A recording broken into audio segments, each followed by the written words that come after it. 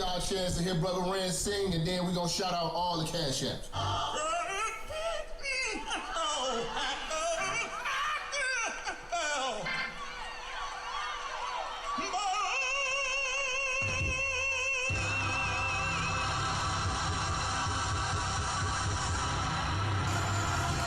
Yeah, it's Minister Jap. You already know, man. Church is definitely in the building. They fucking with me though. Alright, let's do it. Church check in, church check in, church check in, church check in, church check in, church check in, church on the bitch, yeah. Church check in, church check in, church check in, church check in, church check in, church check in, church on the bitch, that's church on the bitch, church on the bitch, church on the bitch, church on the bitch, yeah, church on the bitch, yeah, church check in, church on the bitch, oh church on the bitch, yeah, church on the bitch, church on the bitch, church on the bitch, hey church check in, let's go. Minister Jap, it's a new era and niggas is chat. I'm in the kitchen, I'm cooking this crack. Bitch getting taxed in my Benjamin static. Truck in the front and the engine in back. 3Ks, everything I'm whipping in is black. 3 hoes all wanna sit on my lap. High yellow heifer, I'ma hit her from the back. This is a fact, I'm taking your bitch, I'm not giving her back. Bitch got some kids, I'm not dealing with that. The back of her throw where my children is at, that was realer than that. Her mama's a hoe and her sister's a rat. The head was amazing, the pussy was trash. Run up on church and that pistol gon' blast. Get your ass body trying to get to this bag, nigga, church. Church check in, church check in, church check in, church check in, church check in, church check in, church on the bitch, yeah. Church check in, church check in, church check in, church check in, church check in, church check in, church on the bitch, that's church on the bitch, church on the bitch, church on the bitch, church on the bitch, yeah, church on the bitch, yeah, church check in, church on the bitch, oh church on the bitch, yeah, church on the bitch, church on the bitch, yeah, church on the bitch, listen, church check in, let's go. Relinquish the bitch, you loving and cuffing to be with the bitch. She came in with you, but I leave with the bitch. I bangin', I skeet on the bitch. They be like Jap conceited and shit. I push it to start, ain't no key to my whip. Believe in the game, don't believe in the bitch. I listen to sin and the rest of the pimps. You chasing the bitch and ain't chasing the check. You look like a bitch when you making them threats. You talk how you talk, cause you safe on the net. When I see you, no talking, I'm breaking your neck. Catch a nigga like and do him dirty on sight. Whole lot of bargain, but I bet he won't bite. Bet a nigga won't roll the dice with his life. Double cross church kid, crucified twice, nigga. Church check in, church check in, church check in, church check in, church check in, church check in, church on the bitch, yeah. Church check in, church check in, church check in, church check in, church check in, church check in, church on the bitch, that's church on the bitch, church on the bitch, church on the bitch, church on the bitch, yeah, church on the bitch, yeah, church check in, church on the bitch, oh church on the bitch, yeah, church on the bitch, church on the bitch, church on the bitch, hey church check in, let's go.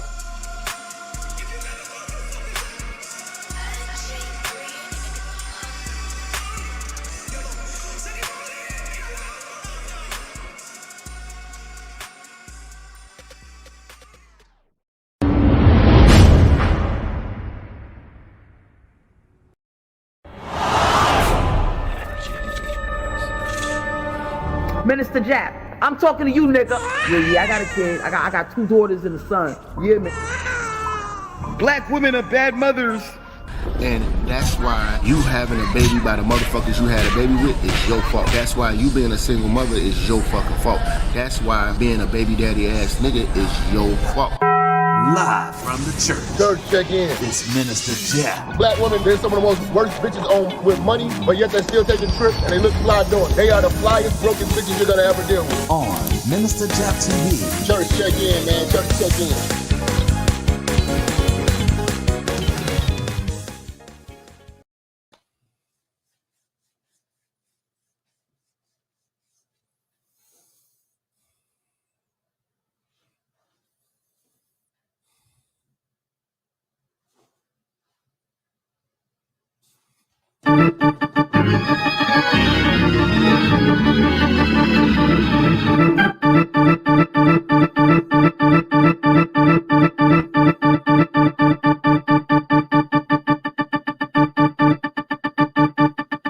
Oh my God! Church, check in, gotta be fucking perfect! You goddamn pervs! What's good with y'all niggas, man? We live.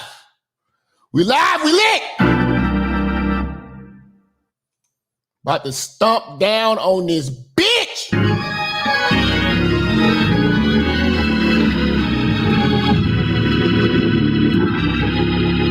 Everybody can get it. We cook over here. You know? Equal opportunity cook fest.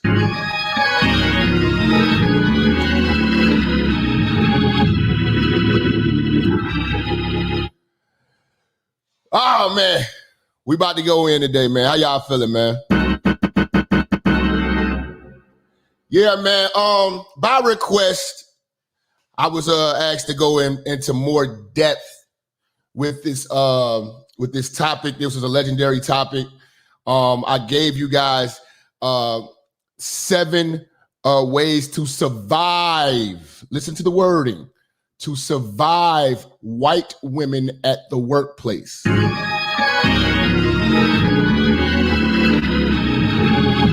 Go to Patreon. Patreon.com/the Minister Jap. Become a member. Let's see where we're at right now. The goal is 500 strong, loyal, real niggas. Membership's only $5. Let's go. We at 390. We need 110 more Patreon supporters and members of the church. Shout out to y'all, man. Shout out to y'all, man. You see some of y'all hitting that super chat. Go ahead and hit the Patreon, man. But watch that video. There was a brother called in the other day, said that video saved his life, man. You know, I really break that down. But now I want to get into today's topic: working around white women as a black man. Gotta really freshen this up and really go into depth. Because, you know, a lot of y'all got laid off for COVID and stuff. And, you know, you're going back into the workforce and you may not be prepared to deal with a Helen.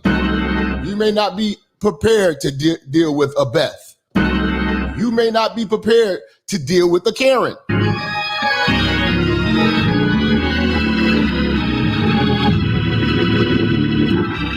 You got to understand what being a free-thinking straight black man is. Until you get that, you're going to be forever lost in this shit. Because for some reason, you think you have allies, nigga. You have no allies. Shout out to this brother, Big L. Say he just signed up for the Patreon. I appreciate that, bro. Let's see. You have no allies, man. None whatsoever.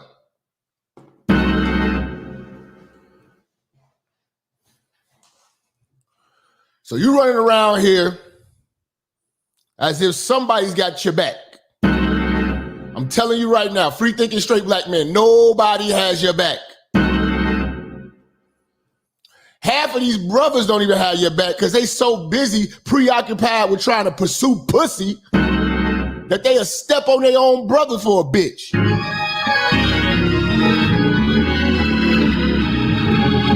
You don't have the black woman. She does not have your back. She's a German Shepherd at work.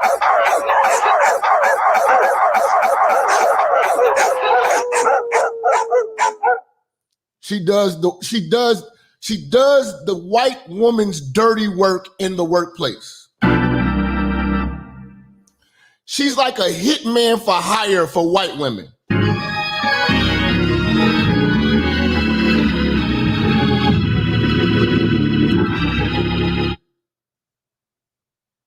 You know?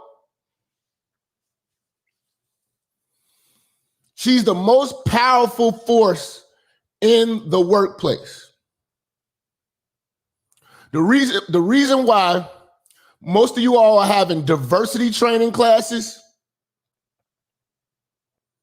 and learning about LGBT and all this and pronouns in your emails and shit like that, it's because of all of these other protected groups who are umbrellaed under white woman supremacy.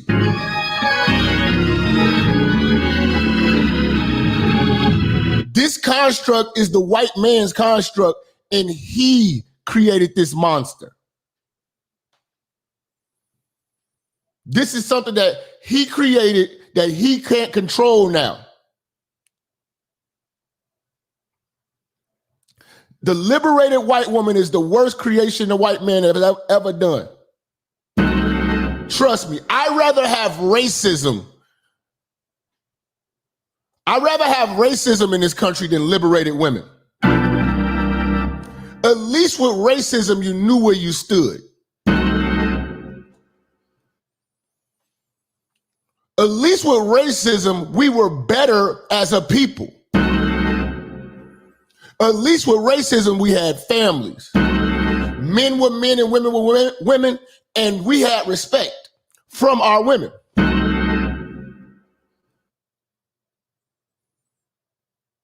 But when they liberated the women, they talked themselves and backed themselves in a corner that they can't get out of. They literally created a monster that they have no control over. They created a monster to the point where the white man is actually scared of white women. Mike Pence, former Vice President Mike Pence. People were laughing at him when he said that he will never be alone in a room with a woman in a work environment. He will always have a witness there. People thought it was crazy until shit got real and all these dumbass movements started coming about. Me Too, Believe Her. All of this shit. Women have become a nuisance at the workplace. It's to the point where work doesn't even really get done. There are more investigations going on at the workplace than actual fucking work getting done.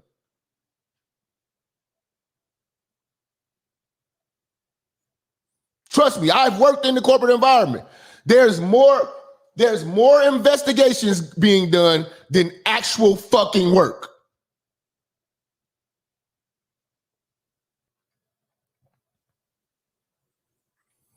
And women, especially white women,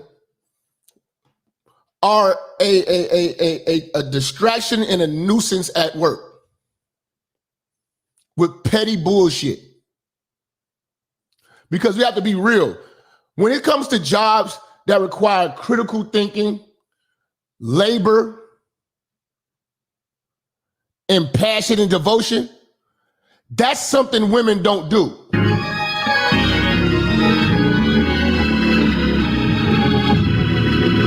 Women can try at it, peck at it, but you can't. The reason why they suck at it because you can never push them. You can't push a woman to do well or to do better or strive for greatness in the workplace. You can't do that. And you also can't hold them accountable. So with those two things alone, you're not going to get maximum performance out of women in the work environment where it requires critical thinking, physical labor, and passion. That's why they drift more towards nurturing jobs. Nursing, that's where they belong. Teacher, that's where they belong. Early childhood development and daycares and shit. That's where they belong. Hair care, makeup, that's where they belong.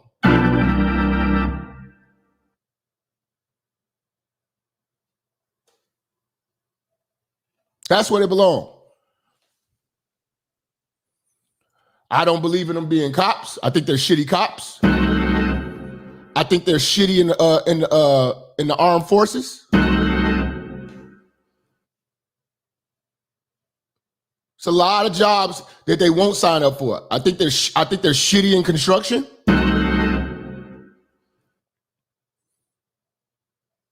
You know, they make shitty bus drivers. The driving sucks.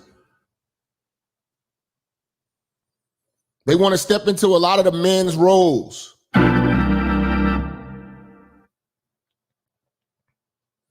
They don't outwork men, but they outcomplain us.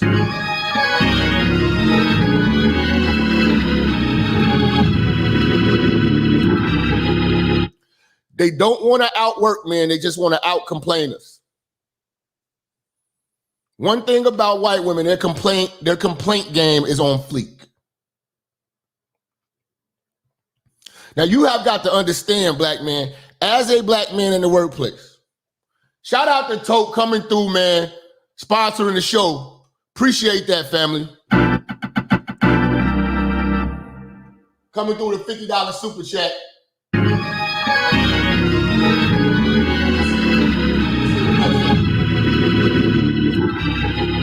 Say, back in my office job days, a white lady boss pulled me in a meeting and said I was sleeping in the office. It was a German Shepherd that told. They pulled the cameras and they saw my black ass wide awake working. Got no apology.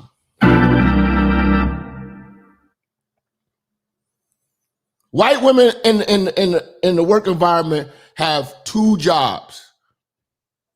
Their actual job and to get rid of black men.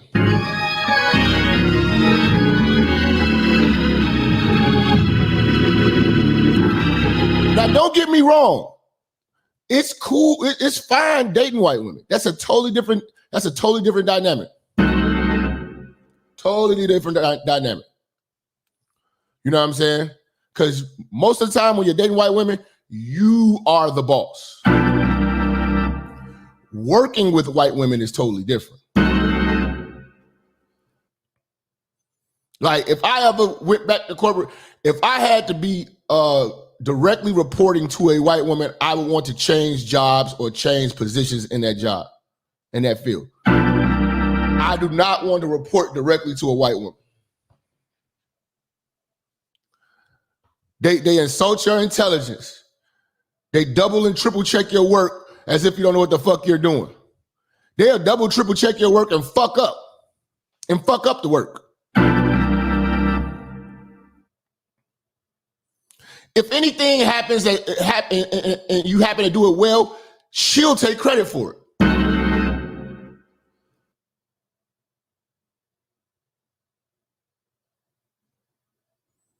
Black women are stupid enough to think that they have an alliance with them at work, but they're being used. They are being used.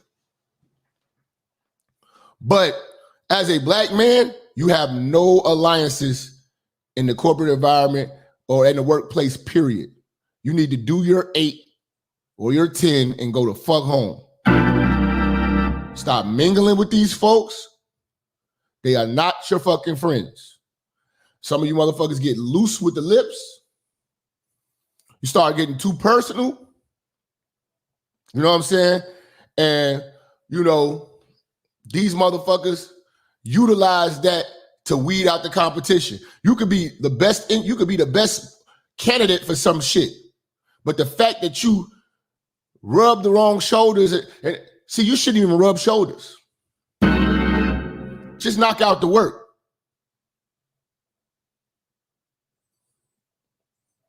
I understand about mingling and networking, but you're better off networking with men. You got a better chance of advancing networking with white men than white women. Some of my biggest opportunities in the workforce came from white men. Never a fucking woman. Never a black woman and never a white woman. Damn sure never a white woman.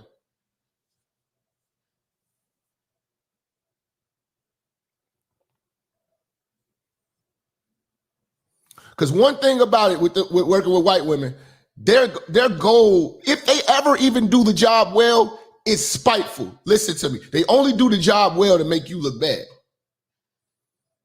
If it can make you look bad, she'll do it well.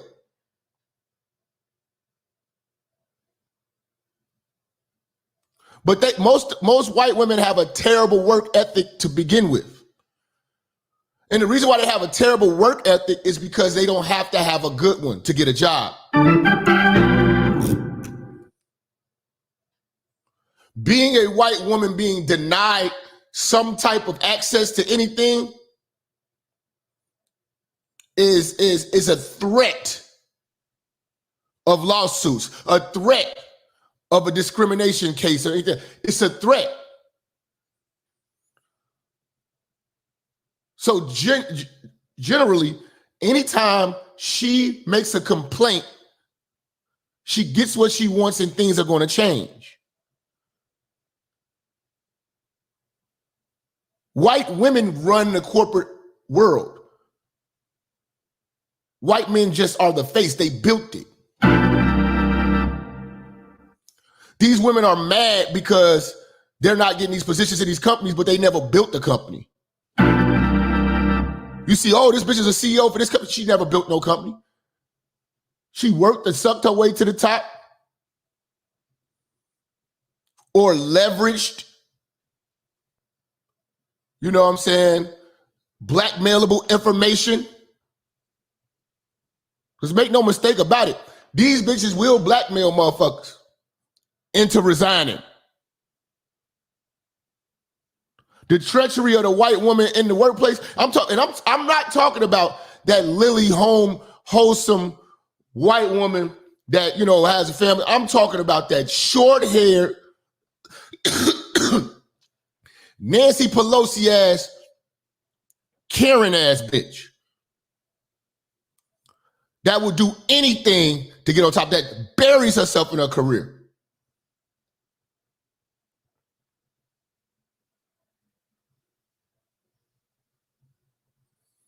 If it takes taking credit for something that you came up with, a strategy or anything, she'll do it. Because she knows your black ass, especially if you were gay, you might have got some sympathy. If you were gay in the workplace as a black man, you might have got some type of courtesy. You get more respect being a gay motherfucker in a corporate environment. But a free-thinking, straight black man, regardless of how many degrees you have, you're going to still be treated like a fucking janitor at best. You're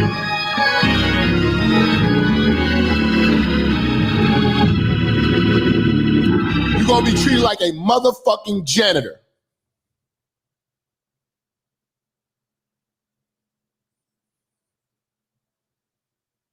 Everybody's against you. Nobody wants to see you win, free-thinking, straight black men.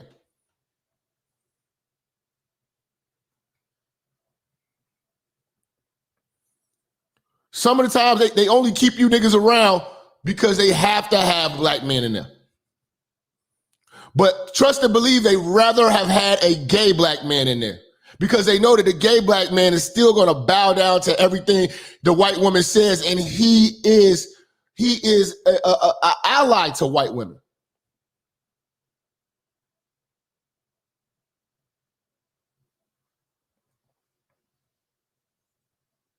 He's treated the homosexual black male in corporate America is treated like a white woman.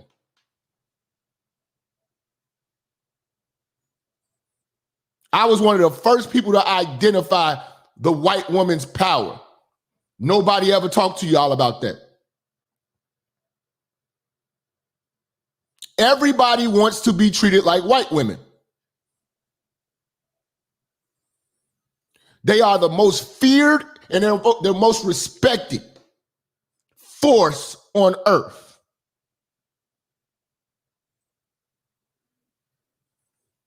You can talk that hotep, we was kings and queens shit all you want. Right now, the whole country is crying over an old bitch that died in the motherfucking palace, nigga, who ain't never did shit for no black folks. Queen Elizabeth. Now you show me the black equivalent.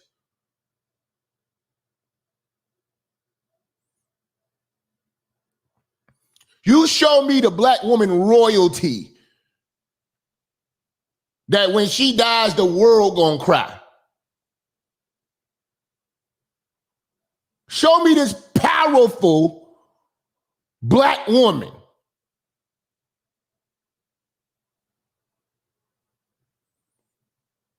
It's not happening, cuz. The white woman is the most powerful force on earth. Period. Wars get waged over white women.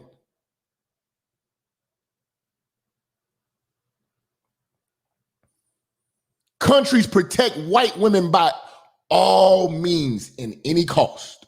Whatever it takes, they're going to protect the white woman. Thou shalt not lay a finger on a white woman. That's power.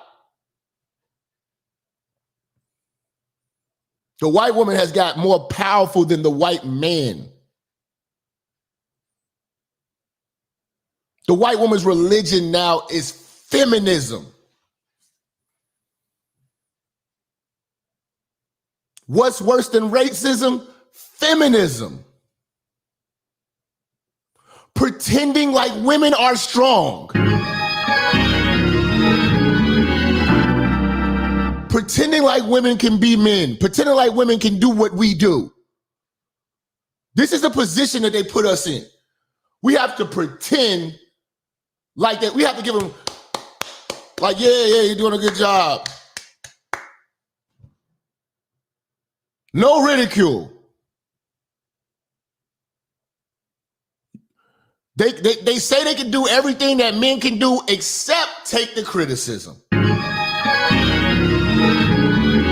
Have the tough conversations. Can a woman do that? Fuck no.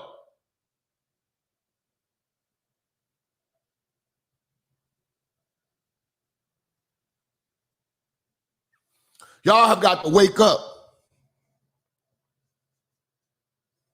Working with white women is dangerous. I suggest any of you niggas, I'm gonna talk to you niggas for real, nigga. Any of you niggas, man, if you're working with white women, man, you better get another hustle. Because working with white women is like walking on eggshells every day. Trust me, I know. I lost a $90,000 job. Just got promoted. Only had that position for 1 fucking month. And from day one, this white bitch was gunning for me. I was naive. I couldn't believe it. I was with the company for 9 years. Within 1 month of leaving my comfort zone, being around all brothers and sisters, worked under a white woman, directly reporting to a white woman. In 1 month, I was fired. The first day that I got over there, investigation start. I never seen HR that much in my life.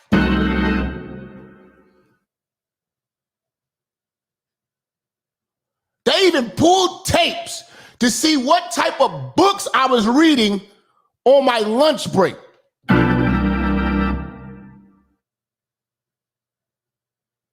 You want to hear some real shit? This book was a part of the investigation that got me fired. I bullshit you not. They pulled the tapes, zoomed in, and said the black man's guide to understanding the black woman. They treated me like a terrorist with that company.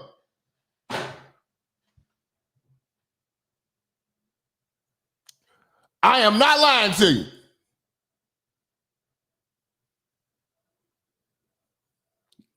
Your manhood, your masculinity, and your blackness is a threat.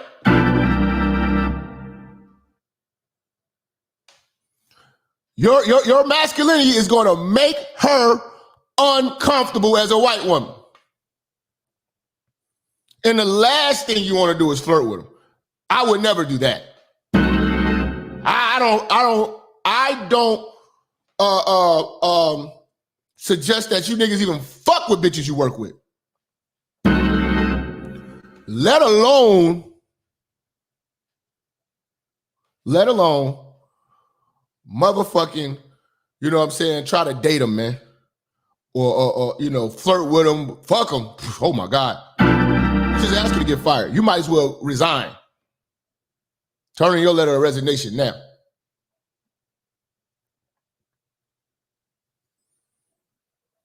On my bumper.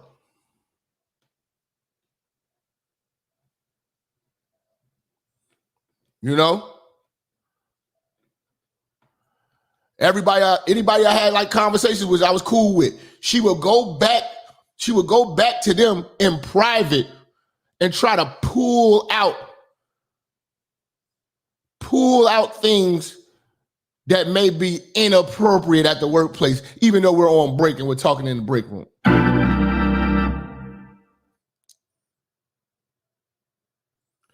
Her word, that white woman's word, trumped all my awards, all the raises, all the advancements that I had within the company. Her word trumped 9 years of work.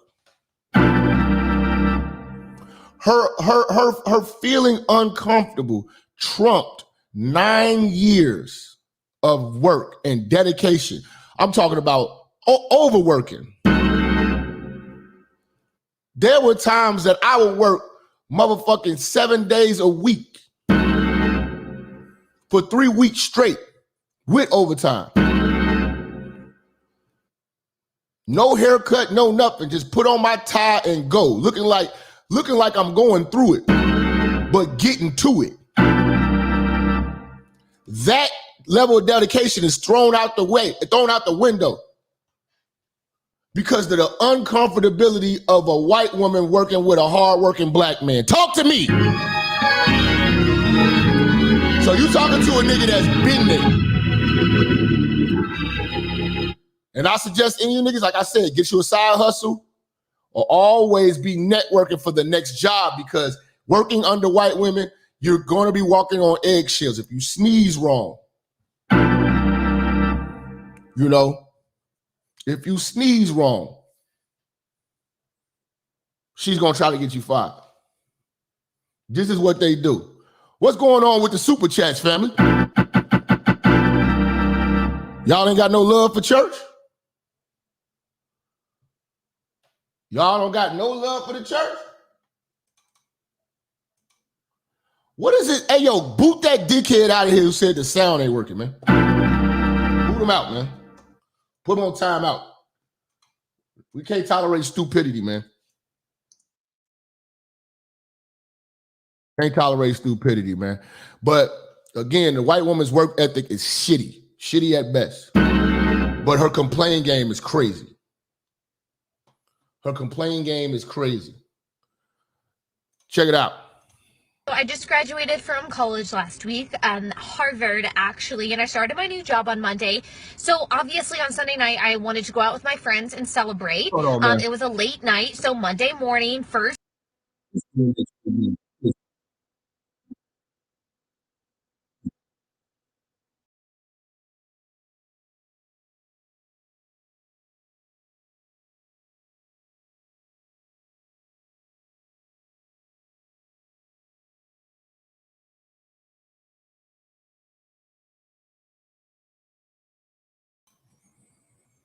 Okay. We back. Let me pull it up, man. You know how you motherfuckers be playing, man. They playing games.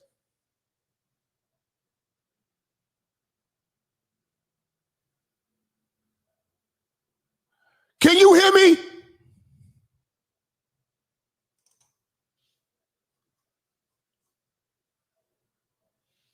Yo, let me get some ones in the chat if you can hear me, man.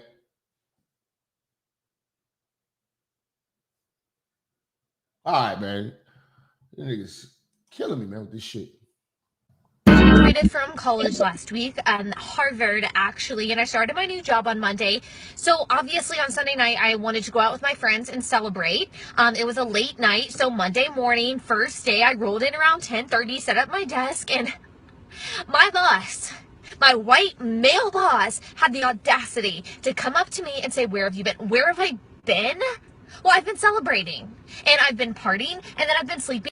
And black man, I need you to know that you can't do what white women do. Okay? Just because she did it, you know, don't mean you can. And you can't out-complain her. Because you can't jump in front of it and try to snitch first and all that and document all that, but she's still a white woman. So she can feel like she's being attacked. And then they can use this word. This is another thing that they use: hostile work environment. So what that means is this is another way for them to get out of shit. They'll claim it's a hostile work environment, which means that you were doing retaliative complaints to HR. This is something that black men don't usually tap into. The hostile work environment excuse and the retaliative complaints to HR. Because you could always claim retaliation. But see, what she'll do is she'll say, yeah, he tried to do this. He's always looking at me and I turned him down or something like that, some old imaginary shit. And he's trying to retaliate. They're going to believe her. They always believe the bitch. And I've been resting because you know what? This is a stressful time. And you know what? I feel a little bit pressured and a little bit endangered right now. I do not feel safe, so I'll just leave and come back when you change your tune, Mr. White Male Boss. And you know what he said to me? He said, "You can pack up your stuff and go." And I said, "What did you just say to me?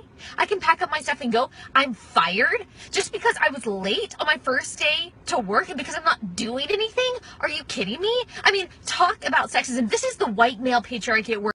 See, and this is what they come in. They come in. This is why I tell you, it's terrible working with women because they're activists.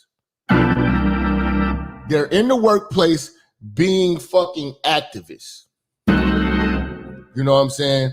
Fighting for nothingness. And this is what ruins companies. Women ruin companies. It's safe to say that. Women don't belong in companies. You know? Put them in hospitals. Put them in schools. But when it comes to progressing a company and actually, when it's in black and white, get the work done, do what's best for the company, not what you feel, women just don't measure up.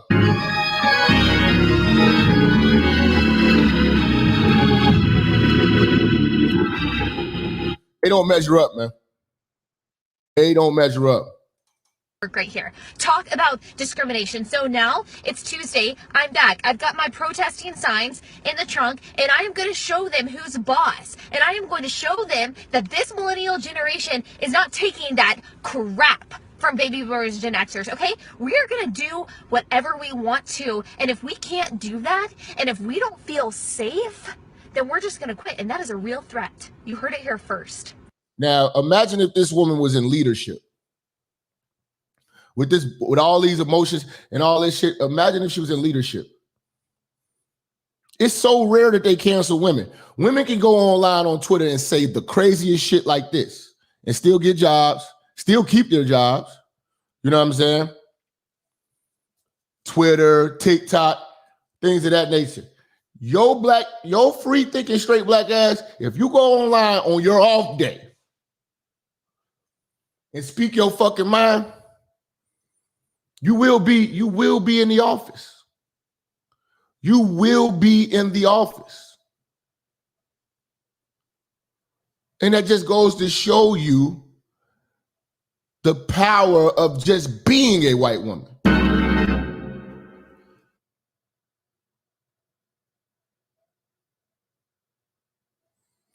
I wouldn't be surprised if she filed a goddamn lawsuit. somebody had to give her a goddamn job back.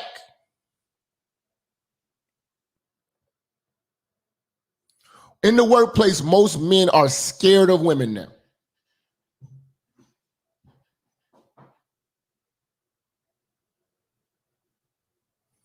You have to think about it. Women are not good workers when it comes to actually having to produce product, critical thinking, or labor. Just think about this. If it was let's say it was a Ford motor plant and they was making Ford Tauruses or Ford Explorers or Ford Expeditions, whatever. They had to make these cars and these trucks. And you hire a whole building full of women only. Only. Could they make more cars and trucks than a building filled with all men?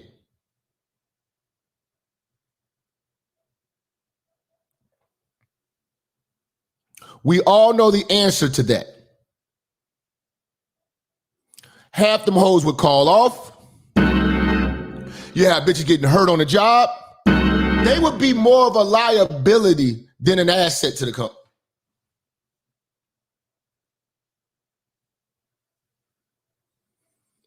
Ford would spend more time dealing with their complaints, injuries, bickering, than actually getting product out.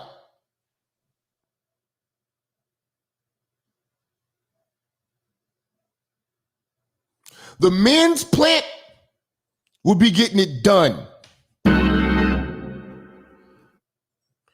Black men drool over overtime.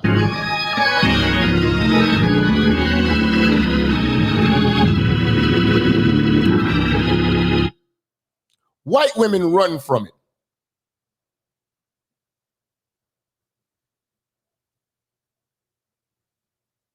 They coming in late and leaving early and getting away with it.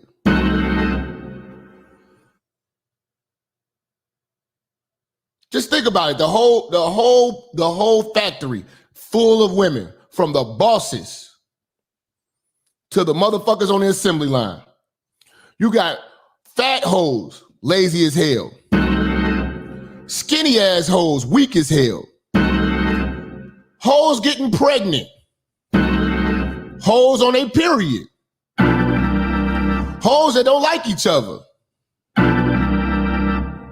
How the fuck we gonna make some cars? When we gonna start making some goddamn cars?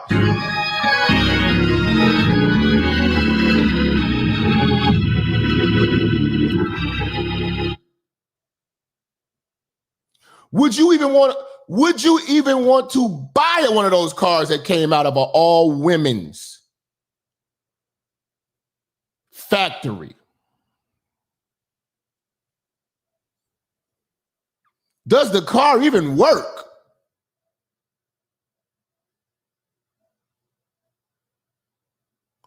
Oh, she broke a nail. She forgot to put the fucking the engine mount in. The bitch didn't mount the motherfucking transmission right. Put the motherfucker in reverse and the trans fell out.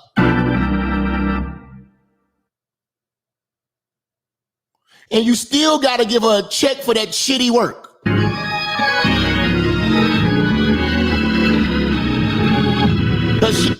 Cause she knows her rights.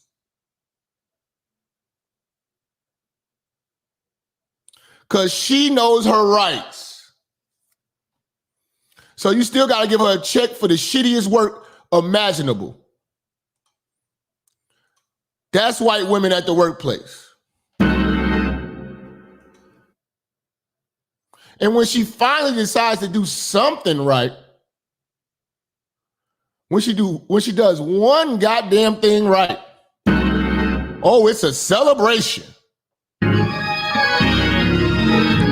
And the black man been doing that shit effortlessly with one arm tied behind his back. No credit shall be given to the black man in the workplace. Blanket statement towards women or to. Kim Kardashian told these hoes, get off your ass and do some work. When she said that, white women went crazy. No way! How you gonna tell us to work? Feel like I don't respect the work or think that they don't work hard. I know that they do. That was taken out of context, but I'm really sorry if it was received that. I hate when people say some real shit and then apologize. Motherfuckers gotta start standing on shit. Way. Kim Kardashian responds to the wave of backlash she received after That is one bad bitch, man. Shout out to her jeans, man. Bitch is 40 fucking 2, man. Killing hoes. Killing hoes. dishing out this business advice to women. I have the best advice for women in business. Get your ass up and work. Let's Get your fucking ass up and work. Most of these hoes is taking vacations way more than men. When I was working at that company, man, there was 2 years straight that I didn't use vacation time.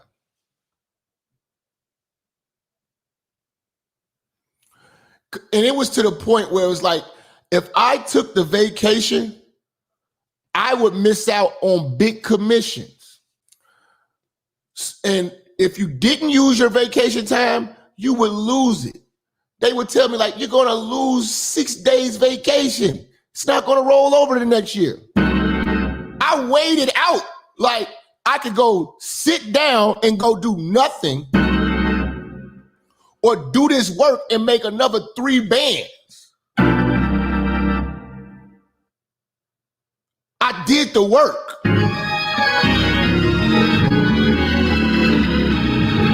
Because the way I always looked at it is like, I am not a retiree. I'm not about to go see the world. I don't give a fuck. I'm a grinder. I do that shit when I retire or some shit. Fuck all that. Running around here sightseeing, I'm looking at the emails and everybody jugging, getting all this money. Hell no. I got up off my ass and I worked. But that white woman put a stop to that. Earlier this month, the 41-year-old KKW beauty founder joined her sisters, Courtney and Chloe, along with their mom, Kris Jenner, for a candid chat with Variety. And when the mag asked Kim about the secret to her success, she didn't hold back. Get your ass up and work. It seems like nobody wants to work these days. But see, the white woman doesn't. God damn, this bitch bad. The white woman doesn't want to work because she doesn't have to. She's so powerful. She literally just has to show up and pretend like she's working. She gives off the vibe as if she's doing something important. You know what I'm saying? She makes long, exaggerated emails. You know what I'm saying? Word salad emails. You know, that shit ain't about nothing. That shit ain't about nothing. Shout out PM, man. Y'all slow on these super chats today, man. Y'all don't love me, man. Y'all do not love me. You know what I'm saying? Let's see, man. Men's guide to the women at the workplace. We're going to get into this, man. That even now, after all of these years of having women. Let me see what Pierre got to say. I was supervising a department, which was really 4 departments that slowly became overrun with them, had eventually to answer the one and was dumb enough to be smashing 2 at the spot. My life became hell. You did it to yourself, brother. But you got to teach the young niggas, don't go down that path. Got to teach the young brothers not go down that path, man. And as colleagues, men in many cases are misunderstanding women in the workplace. And the reason I wrote the piece is because we're at this moment now where we've got this flood of information, books, conferences, networking groups for women that boil down to essentially how to successfully work with. Now, let me tell you what they're doing in the corporate America. They have these diversity training classes, and then they have conferences for women. And at these conferences, it's a real feminist conference where they're teaching women that they're making that there's a pay wage, that everything is sexual harassment. You know, they're teaching them how to be victims, how to be perfectly trained victims. Then they go back and then they train the men. And they sprinkle women in those classes too, just so it doesn't look so obvious. But we're being trained to be sensitive to women's bullshit. So they're teaching you how to tone your masculinity down for white women and gays.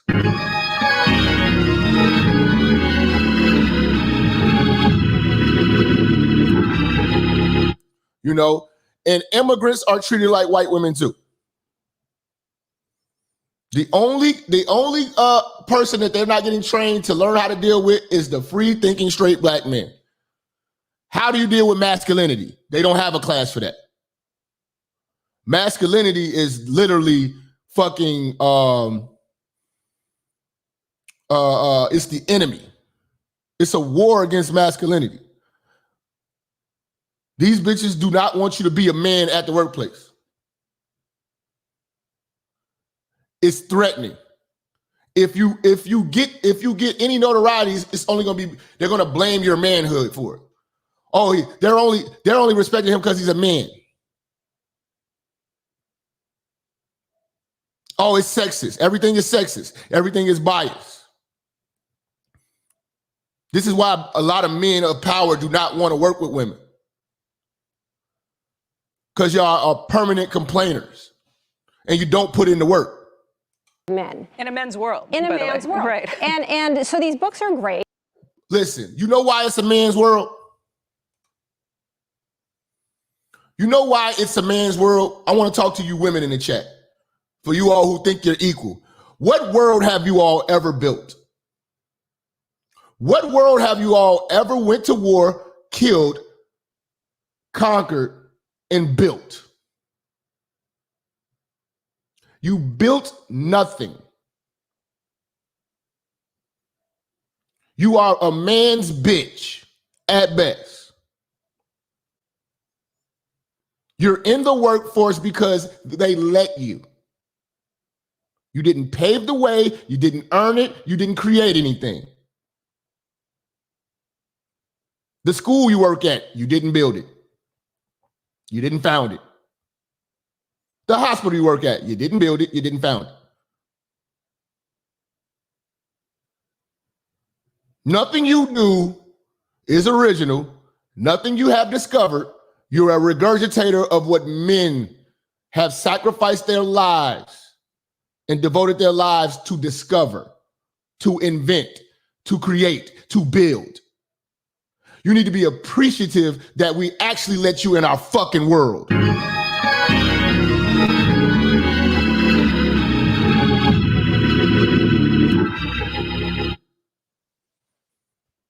Y'all gonna stop inflating yourselves with these lies. My brother Derek coming in and say, I'm a free thinking straight black male nurse. I'm petrified and walking on eggshells every day. I walk into the hospital. Yes.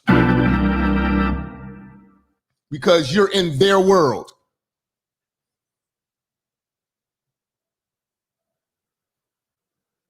The same with the school system. It's plenty of brothers that's scared to be teachers because of white women. They scared to be fucking nurses because of working with white women. They are afraid of losing their jobs.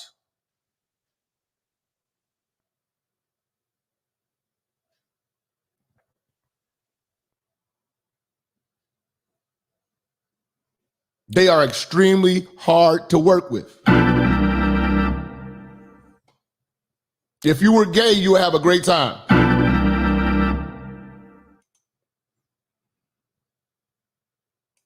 right? But the fact is that we're all talking to ourselves. Women are talking to ourselves. And my point is, men need to be part of the conversation. And so what I set out to do was actually to talk to men. I wanted to talk to executives about what are the things that flummox you about the women you work with? Like, what are the things that frustrate you? And I wanted to sort of demystify women for the guys. Well, I will say that this conversation, it kicked off a very contentious conversation around the office. We've had several discussions in some of our editorial meetings about it. And part of it is because you explain some of your frustrations from more. See, they can do jobs like this, where it's just talking. This is just talking. And to be truthful about this, you didn't even build this network. You're just an employee. You're lucky to be in a man's world. You should thank God that men built the world that you can live and complain in.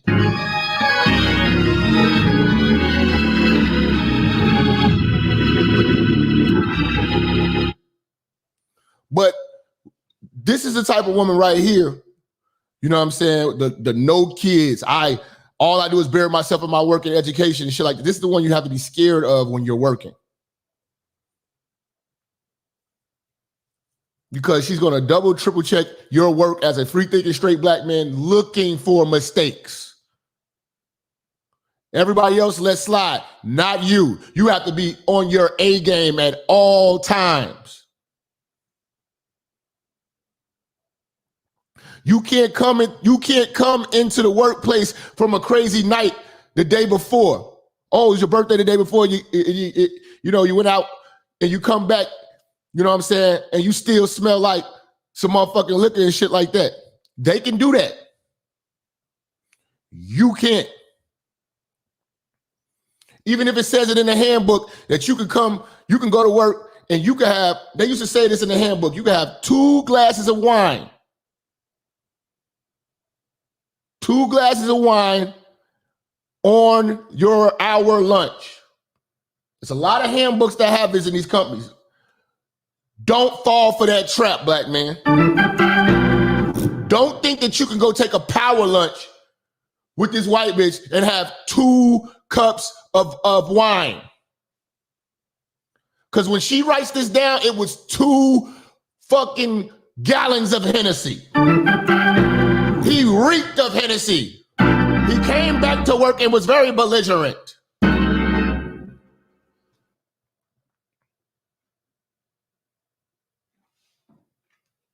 You cannot do that.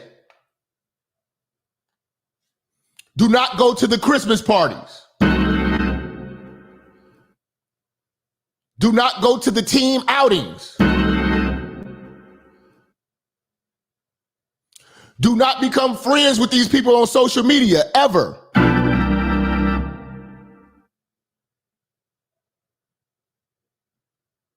Never do that.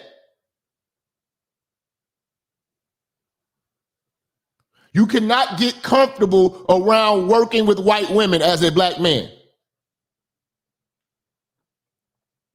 You have to remain and stay uncomfortable. Because the moment you get comfortable, that's when shit is going to go bad for you. And most of you niggas have lost your jobs by being comfortable and being naive and not knowing ahead of time that what you're up against. You are dealing with the crown queens of feminism.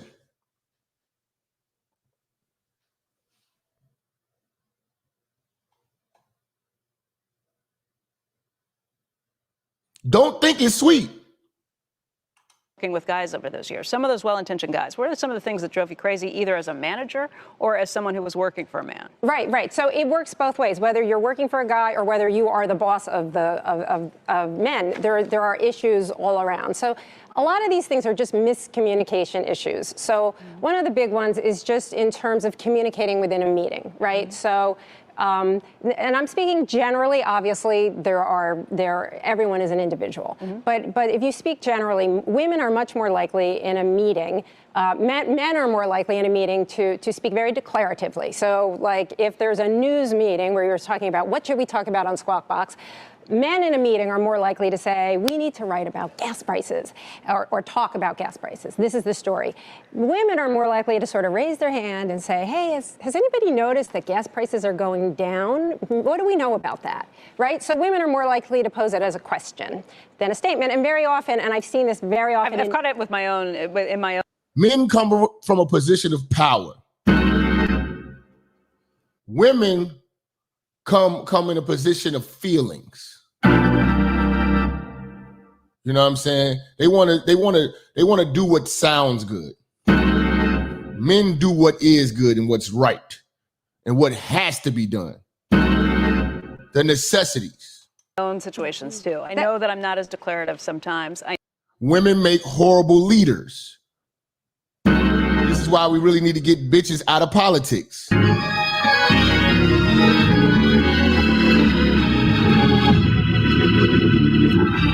Politics is the worst place for women to ever be, man. Here you got these stupid bitches fucking up our fucking lives with these laws. Shout out to my man, Dijon. He say, I had a guy I went to school with, turned gay, and he's a male nurse. Funny how he's doing well because he went from being an uncompromised black male to being a protected class in the LGBT community. Yes, he now he has white woman privileges. He is treated like a fucking white woman. Like free thinking straight black men have to walk around him with eggshells. They have to watch what they say. They cannot offend him. If not, he's going to run to his white mother. And white mommy is going to come to you, pull you in the office, reprimand you, or fire you.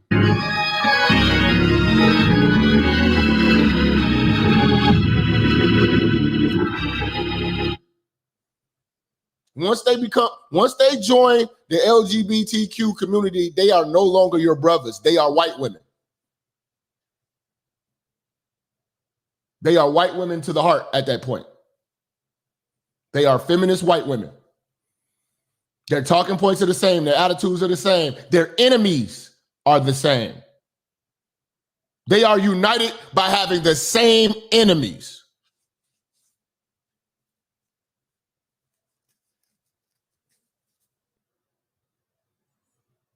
Straight men are their enemies.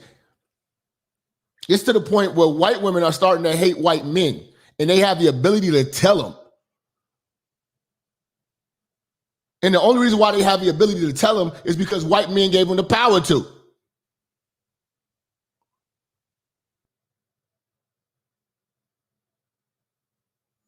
Literally, what white men have done to white women is this. It's like going to a gun sale and you sell a motherfucker a gun, a case of guns, and you let them try it out and they turn the gun on you and rob you for all your shit. That's what white men have done to white women. They sold them the gun just to have it turned on them.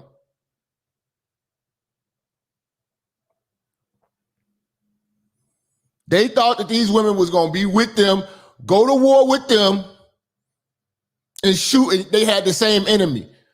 Well, her treacherous ass turned around and pointed the gun at you, white man,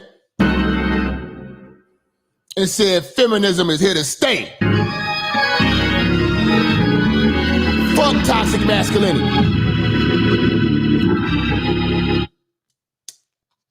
That's what the white woman done to the white man. Now he's scared. Now he needs allies to fight against this machine that he created, that he empowered, that he gave weapons, that he weaponized. He weaponized the white woman's complaints, took her seriously, gave her a microphone, allowed her to talk, allowed her to be liberated, and now he can't control her. He has absolutely no control over the white woman.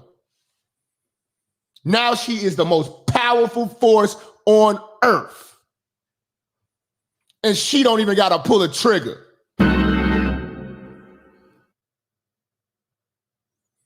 She just duped you into creating dumbass laws that favor her, and she utilized the shit that you created against you, against all men.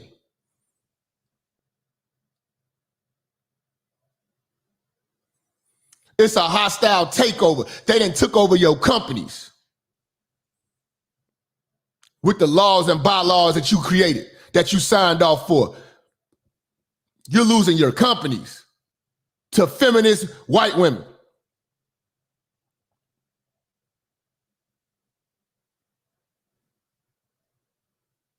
That's the truth.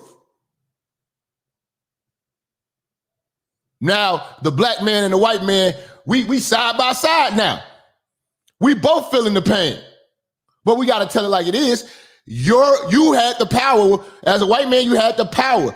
You shifted your power to her. Now we're both fucked.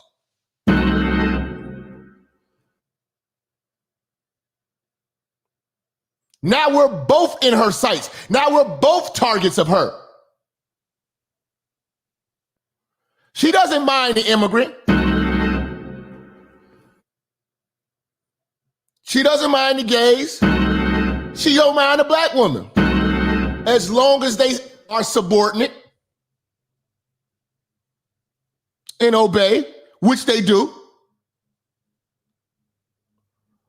But that free-thinking straight black man and that free-thinking white man, they are trying to eliminate.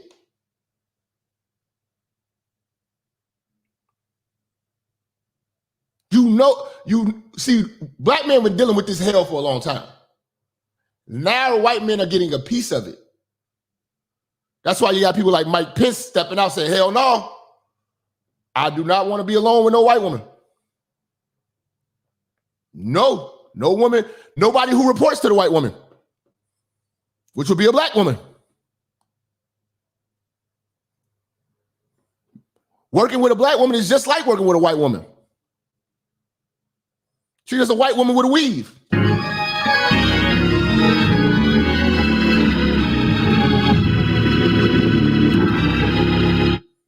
She has the same goals every day as a white woman. Who's she gonna get fired today?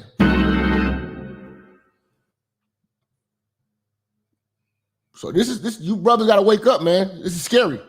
I know that that's a problem. I think it's from the way we're brought up. We're brought up to be polite. That's right. And not ruffle feathers when you get into these things. That's right. It stems all the way back from childhood. And it's not that the guys are trying to squish the women, but it is that the men very often don't hear the woman's point of view, or a man will make the point later and he gets the credit for the idea. So then what becomes the answer? Because oftentimes when women are quote unquote assertive. That's projection. White women take credit for everything when they got power. They are treacherous in the workplace. Then they're criticized for being Yes. too assertive, if you will. That is correct. That is correct. So my point is that in the same way that we need to understand men in a meeting, they need to understand us. So I talked to men who are really working on this issue, and one executive I spoke to said that he makes a point within a meeting, when he runs the meeting, if a woman makes a point and it's overlooked, and then a man makes it later and everybody's nodding, he goes back to the woman and he says, you know what, you're the one who made the point. Why don't you elaborate on that for us? So it's going both. See, we got to tailor make everything, make sure she doesn't feel offended. You know what I'm saying? She said it, but she ain't said it with a motherfucking chest, nigga. She ain't mean it. Ways. One of the other things I noticed that you said was when you were a manager, you were surprised that the men were constantly coming in asking for raises, promotions, bigger offices, and women didn't do that. Women didn't do that. I didn't do that. I had no idea. You see how they're lying? You know these bitches are always asking for fucking raises. Always got a list of demands. Come on, man. Even from the orientations, man. All these bitches care about is vacations. They do enough to not get rolled up, enough to not get fired. Women only work enough to not get fired. They're not giving you excellent, overachieving motherfucking effort. Let's stop the bullshit.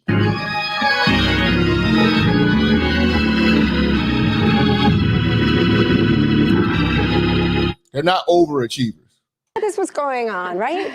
And you know, part of it is that women. There's actually a recent study that finds that men are 4 times more likely to ask for a raise than women.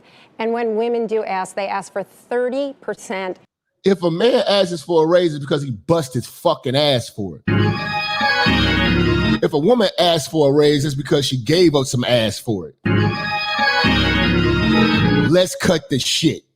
Less than men. Wow. And it's a big reason why we have men work harder, work longer hours. Men pick up the pieces when you call off. Remember that. The wage gap. And the thing is that, you know, these books, Lean In, Wonderful, all these books tell us this, we know we're supposed to do it, but we don't. And so, again, this is something that some of the executives that I spoke with, the men executives who I spoke to, said that they now encourage the women to at least negotiate when they're getting a promotion. That's back to training women to act differently, though. No, this is training men. The men say that the men are proactively doing this. Mm-hmm. The other thing the other related issue is promotions, where women don't put their hands up for promotions. As one executive I spoke to said, he said, if I've got an opening and it's got 5 criteria. Let me tell you something. When women find, what I noticed too, when women at the workplace, they find a nice pocket, a nice niche where they don't have to do too much work and still get really good pay, they're staying in that position. Women are not ambitious when it comes to fucking work. Straight the fuck up. They're not ambitious. You know, when they find a nice pocket, you know what I'm saying, within the workplace where they don't have a whole lot of responsibility, they don't have a whole lot of expectations, but the pay is good, she'll stay there. Because if she goes anywhere else, they're gonna actually make her own her fucking money, and she might actually have to show some motherfucking some results. That's women. That's why they are a nuisance at the job. Criteria, and a woman has 4 of them, she'll sit on her hands. But the man with 1 of them is like raising his hand, like, pick me. and as he said, he now makes it a point to go and find the women in the organization who are qualified and say, you have to put your hand up. It doesn't mean you're going to get the job, but you need to be in the pool of people who have put their hand up. So let me get this straight. These bosses are such kiss asses to women. They're running around asking them to go ask for a promotion. So you got to motivate these women to even want to be ambitious to go to the next level because they don't want to do it.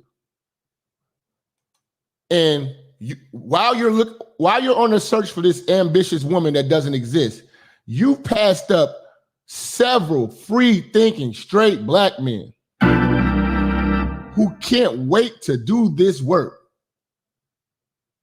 You know? Who can't wait to do this work, and you want to just slap the job to one of those unmotivated, underachieving bitches in the company. That's how they do the black man. That's how it is working around white women. Our series, what are the new rules about how the workplace is changing in the wake of the Me Too and Time's Up movements? There are still long-standing inequalities raised. What's the Time's Up movement? I ain't heard about that one. That's probably some new feminist shit. You know? See, usually in the workplace, you'll be working around like German shepherds with a haircut like this. She reports directly to the white woman. Don't be friends with her. She's gonna report you right to the white woman. Fresh questions about power, about pay. Deb Roberts is here, and you've been talking to I love this group of people that you're talking with. It's been so interesting, Robin, because really we all know that for weeks there have been lots of private discussions about this powerful movement, men feeling anxious, some women feeling frustrated and angry. Well, this morning we're taking those conversations public. Women always bring their frustrations and anger to work. You know? as a man, as a free thinking straight black man, when I would have my frustrations with work, I would show up to work 30 minutes early. Either sit in my car, drink some coffee, relax, calm down, you know what I'm saying? You know, and that's another thing with the free thinking straight black man. We're always on time. We're always on time. You know, we get there early. Like my father always instilled that in me.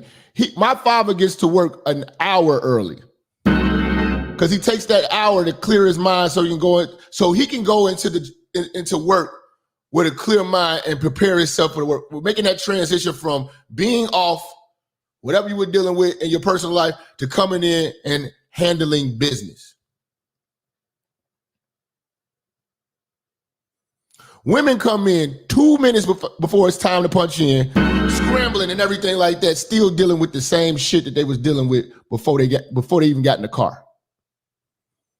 Still having the same text message or arguments or whatever the fuck they got going on. They bring their bullshit to work, but you can't say anything about it because you are a free thinking straight black man and you pose a threat. And believe me, none of your coming to work on time, early, being there, you know what I'm saying, counts.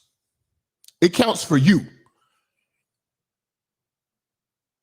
The white women is not going to give you no props for that. And in fact, the one time that you ever may be running behind is documented. I don't want you to think that the rules are fair for you as a man. Don't expect them to be. See, when you expect the worst, you'll never be disappointed.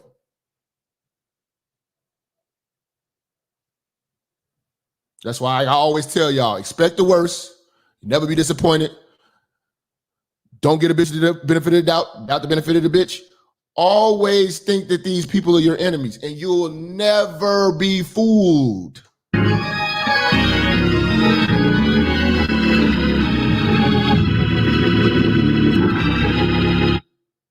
You will never be fooled. We're hearing how men and women from different walks of life are dealing with their experiences and their fears during these changing times. Where's Amy Poehler? At this year's Golden Globes, a comic look at mansplaining with host Seth Meyers and Amy Poehler. I do the setup and then you do the punchline. Oh, is that how it works? You're explaining something I already know. Is this the mansplaining part of the evening? Have you ever had a man? This all this mansplaining shit. So what they want to do is silence men. Men can't talk now. We got to thank feminism for this. Like I said, racism is better than feminism. At least we had our own water fountain. Feminism, you can't drink no water.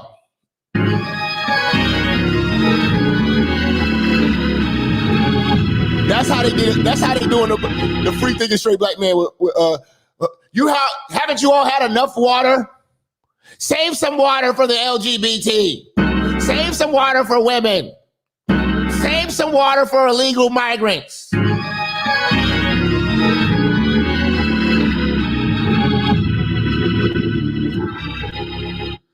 You're gonna really drink water while everybody else is thirsty? Haven't you had enough?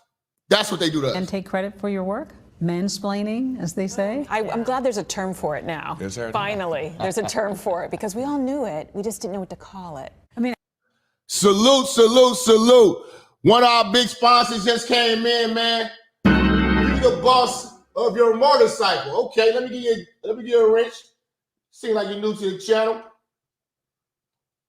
Got your moderator wrench. Appreciate you, man. $100 super chat. Make some noise for the brother, man.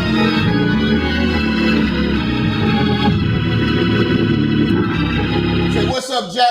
I have a YouTube channel as well and watch and listen to yours often. I appreciate the work you put in, hence the donation. Good stuff, brother. Keep it up, you pervert. Appreciate it, perv! Shout out, man. Appreciate that, man. There's not a lot of brothers out here speaking up for men, man. It's a lot of brothers hating on men, but I got y'all back, man. Unapologetically masculine over here. Let's go. I've been in a meeting before where I said something and somehow it wasn't really acknowledged. Oh, hold on. Another fucking sponsor coming through with the $50 holler, man. Man, much love. Who this? Lord Johnson coming through with the $50 holler on the super chat. Can't wait to open the phone lines. I got y'all, man. I got y'all. When the sponsors come through, that's when I open up the lines, man. Because that just shows me that, you know what I'm saying, that the show is received the right way. And that, you know, we're making an impact and it's appreciated. And then a guy said the exact same thing and somebody said, great, brilliant. Yes. Or someone will explain something to you like you've never heard it before. You're like, oh, thank you. You know, men explain shit better. While bitches do all that bitch babble, you know what I'm saying, and everything just starts drifting, you know what I'm saying? Men get to the motherfucking point.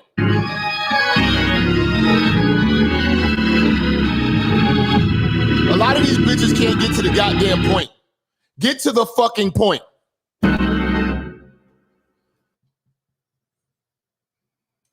Thank you. I didn't know that. These encounters highlighted now in the wake of #MeToo. I'm hoping that all this conversation will help not only the people who are in a position of power who aren't noticing this. That looked like a bitch that'll get you fired. That looked like something you should fear. Signals that they might be making somebody feel uncomfortable, be more aware, but also the people who are being made to feel uncomfortable to speak up a little. Our focus group, 20-something and 50-something men and women from different industries. Do you all feel freer or do you feel confused? As a man, you know, we do have to decide, are we going to be an ally? Are you the person who just wants to be politically correct and kind of stay at the wayside? Politically correct. These hoes come to work, fuck Trump, fuck this, fuck that. If you show support to Trump, it was a threat. It was a threat at the workplace. Striking a nerve in our older group, power and pay. Research showing women still making 80 cents on every dollar earned by a man. But are women... They don't work hard. God damn it. Why don't we just stop lying? Stop fucking lying to women. I've worked with them. They don't work hard. Most of the time, let's be honest, men cover for them. Women do not cover for us. There's been plenty of times where I was a fucking idiot covering the work for another fucking woman at work. Because she's going through it with her baby daddy or some shit. Or she's got to go pick up her fucking kid. And I look out because they know I was a fucking beast. Stop that shit, man. They do not fucking work hard. The only women that work hard are lesbians. That's it. And the only reason why they work hard is because they want to be men. Do you want to talk heavy or not? And always at a disadvantage? What I have felt sometime is been on a job with a woman and I felt she's been treated better. I didn't think that was fair. Yeah. You know what? That's the free thinking straight black man right there. He know what's going on. He know. We were doing the same jobs, but she didn't have to do the dirtier jobs or the harder jobs. So facts. Let's talk heavy. I swear to God. Ain't no woman gonna come in here for this smoke because y'all do not work hard. They took it easier on her, but yet we got the same pay. Joanne Lipman, author of a new book on how men and women can achieve unity in the office, says a few simple ideas can help, like amplify the achievements of others. They call it... Man, listen, man. Free thinking straight black men work their ass off for the money. We can give a damn about a pat on the back. That's bitch shit. We know you motherfuckers ain't gonna give us our props. Just pay us our chop, nigga. And if you're a dumbass motherfucker, if you think that this white woman's gonna pull you to the side and tell you how great your work is and how much you're appreciated and how much of an asset you are to the company and how we're so lucky to have people that's so motivated and so dedicated like you, free thinking, straight black man, it's not happening. The only motherfuckers who asses get kissed in the corporate American environment is women. Because they require it. That's the only thing that can keep them going. You got to baby them. Give them a little task and hopefully they can blow it out the water and make her feel like she's important. If she fucks up, the free thinking straight black man will be called in to fix it. And if he doesn't fix it, then he gets the blame. He gets the blame for why the team didn't achieve whatever goal it is. Because they were relying on you to fix the mistakes of Karen. You said you can do it. If you fall short of fixing Karen's bullshit, you get Karen's bullshit.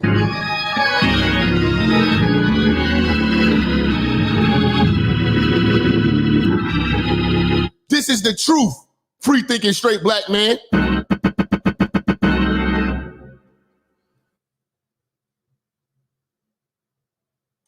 Brag buddies. I tell you my accomplishments, you tell me yours, and then we each go and brag to the boss about the other. There's a movement that's been going on and it's like #amplify, but I really feel like that could be a new rule. And a big one, stand your ground when speaking. Women are interrupted 3 times more frequently than men. So I say, 'cause you babble.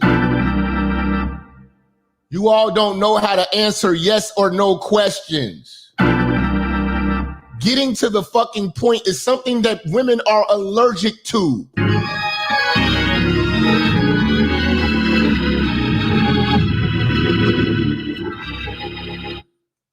interrupt the interrupters. You can do that if you're the boss, where you say we have a no interruptions rule here while people are speaking. Has that happened to you over the years, getting interrupted when you're trying to make a point? It's belittling. Huge. We probably all have had that. I have to go back to my office tomorrow and make amends for cutting. Well, that's what's great. We learned so much. And many of you may have heard that phrase, #amplify. Michelle Obama sort of popularized it years ago. It's all about women and men, because men are a part of this too, helping somebody else be heard. Because sometimes people do sort of overlook women in meetings. This is a fascinating series. And when you were here on Wednesday, we took up the issue about, is it appropriate to compliment coworkers, compliment on their appearance, especially. You can't do that with these bitches. Don't you ever tell this bitch she looks nice today. Don't you ever tell no white woman she looks nice today. You do that, you're stupid. Because what you just did was set her up and you gave her a get out of jail free pass for anything she does. He's always telling me how nice I look. And I feel so pressured. And it just bothers me and I just haven't been able to focus on my work. You know? All right, I'm gonna call Tyrone into the office. Tyrone, Karen has been saying that you've been kind of flirtatious and complimenting her looks. You see what I'm saying? That's how that goes. When it's time to hold her accountable, you're getting thrown under the bus, black man.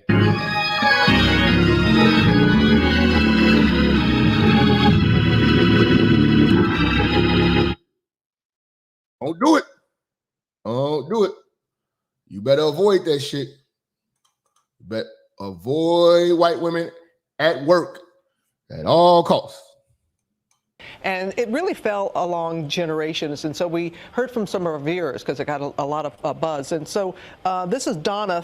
She says she's in her 50s and she writes on Facebook, I know that if I was wearing a new outfit or had a new haircut, I'd probably be a little hurt. If my coworkers did not acknowledge it, it would have nothing to do with my work. Because we want to have an atmosphere where we are friendly with each other. What's wrong with saying, Robin, beautiful shirt? It's about the intention and how. It's because she can use that against me in a court of law, motherfucker. So for now, she's a German Shepherd. And I will never compliment no German Shepherd. Appreciate you, cool, Chris. Say straight truth.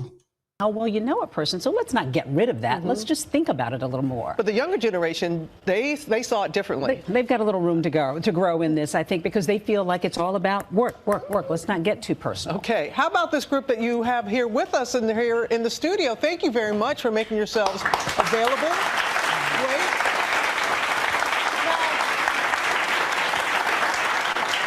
A show of hands, now having a little time and thinking about this and seeing both of these pieces, and I love how you all are watching yourself on TV right now.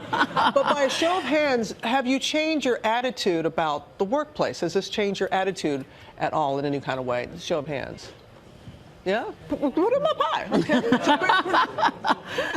And that's what it, but this is why a lot of motherfuckers want to work from home too, man. You know what I'm saying? A lot of motherfuckers want to work from home so they don't have to be around this shit. Because working from home, you don't have to fucking deal with these motherfuckers. Most motherfuckers get fired for interpersonal relationships at work. Not even from violating actual, it's usually code, they call it code of conduct. Code of conduct is such a vague umbrella of bullshit. It's such a vague, fireable umbrella of bullshit that can get you fired, man. You know what I'm saying? They can always tie anything to code of conduct. You know what I'm saying?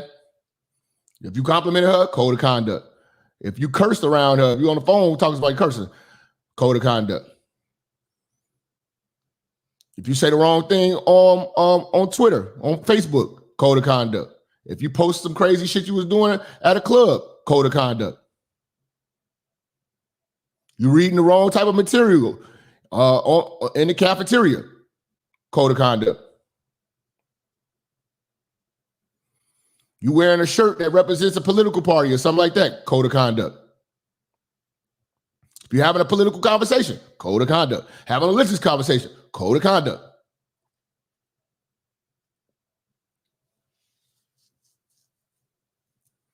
You know, stances against feminism, code of conduct.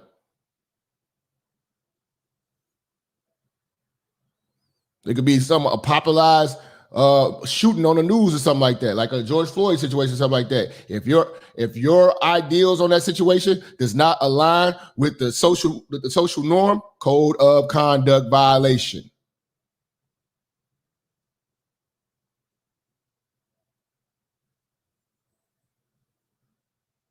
No, cracking a joke on a motherfucker who got body odor to another motherfucker. That word gets back, code of conduct.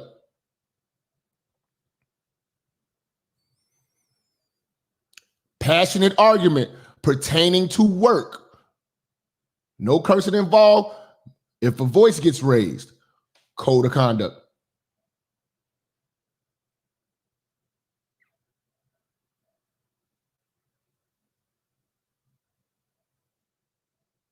That's how they get your ass out of that workplace, black man.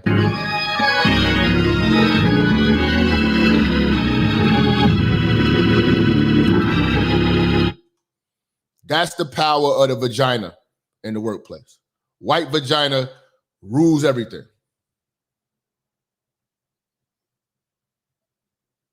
They rule everything. You say the wrong thing on social media, anything, if the white woman is offended, code of conduct.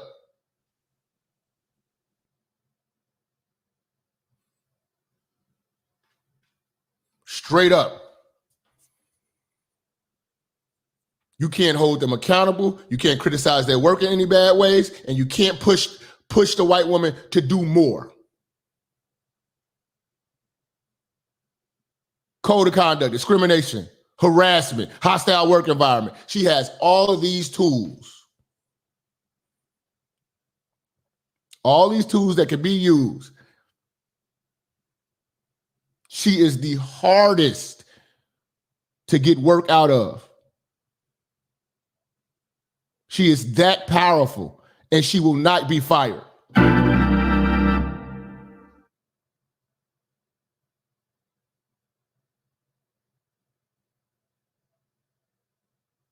Straight up.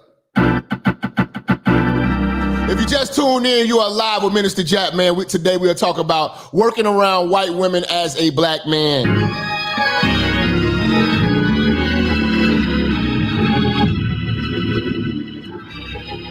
Listen, man, this is real shit, man. Brother's been waiting on this one all week. I got the top 13 reasons why you can't work with white women at the workplace. Coming right after this short break. Y'all motherfuckers don't go nowhere. We're gonna take 2 minutes break. Give me a little water or something. A hot tea. We're coming right back. Look that demo. Look that demo. Look, oral sex. Oral sex demo. You see oral sex? Look, oral sex. Look. You oral sex. Use oral sex. Let that sperm of that man out. Out, you demo. Out. Let go. You delivered me 2 Sundays back. Then a demon came with his penis and put it in my mouth. And then he came again and he slept with me last week. And I told the pastor that I need deliverance again. And since then, my private part has been itching. It's been itching? Yes. Okay. Who are you? Who are you? Who are you? Who are you? Speak. Who are you? Okay. Who are you? Look at that demon. Look at that demon. Look at that demon. Look at that demon. Look at that demon. Look at that demon. Who are you? Who are you? Speak. Speak out. Who are you? Who are you?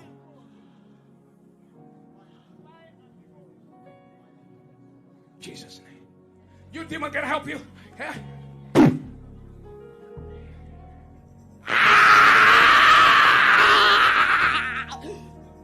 Come up from the private part. You in her private part. Demon in the private part. Watch what happens. Fire! Fire! Fire! Fire! Come out from the private. Come out from the private. Come out from the private. Come out. Out. From the private. Go.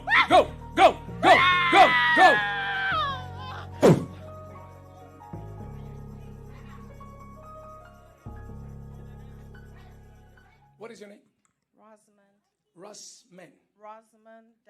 Rosamond Daniel. What happened to you today? So you delivered me today, and then when I went to the bathroom, I think 15 minutes later, some white stuff came out with the blood after you sprayed. Oh, come on, somebody. After I spray with the water, after I spray, something came out white. Put your hands together. Hallelujah. May your healing and deliverance be permanent in Jesus' name. Come on and give the glory to Jesus.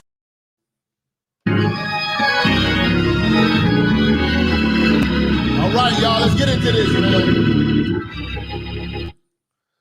All right, man. 13 reasons why you cannot work around white women at the workplace, man. Number 1, they can't handle power and authority.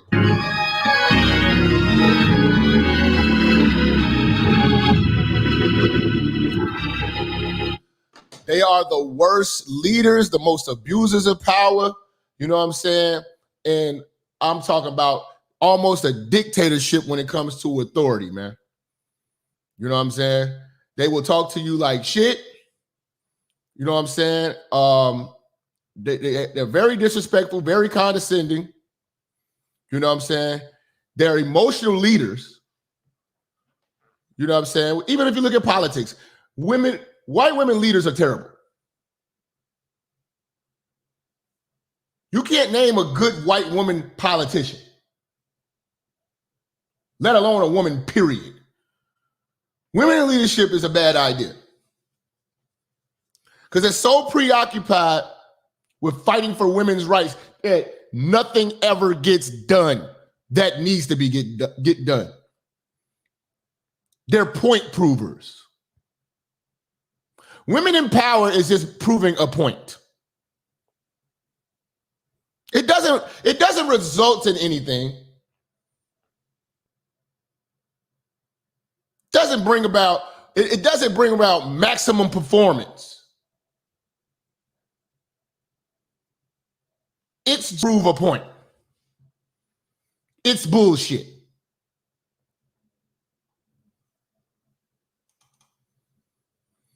They usually have the shittiest of teams. When they're in leadership, they bring the shittiest of results, but they can't get fired because they got feminist woman immunity.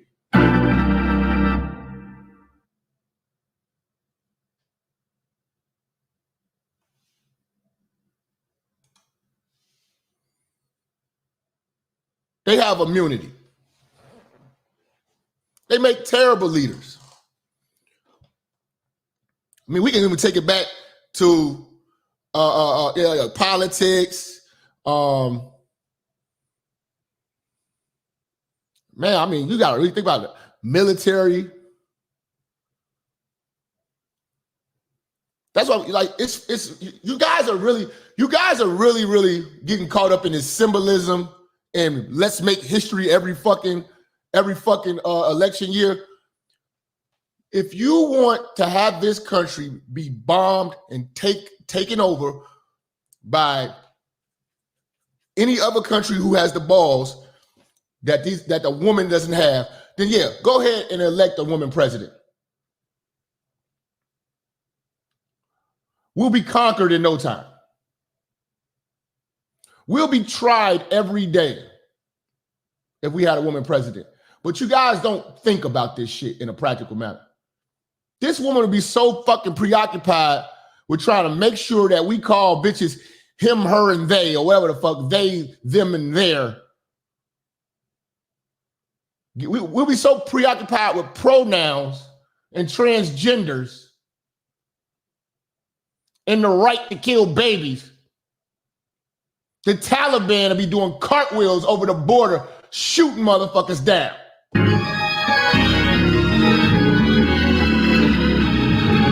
This bitch be so preoccupied with giving you more time on your maternity leave. You know? Than actually protecting the damn country. This inviting ass bitch will literally just welcome everybody with open arms. Come on in. We'll take your worst citizens. We'll take your worst citizens from your country. You guys can come on in. Shout out to Landy coming through with the $150, $105 super chat. Say get on the Patreon, you perverts. Yeah. Let them know, man. We cooking over there. That's what the bitch should be more concerned with. Oh, we have to send more money over to Ukraine. We gotta help them out. We gotta help them out. We gotta get it all in their shit. Screw those free-thinking straight black men. Let's send money over to the Ukraine where they treat black men like shit.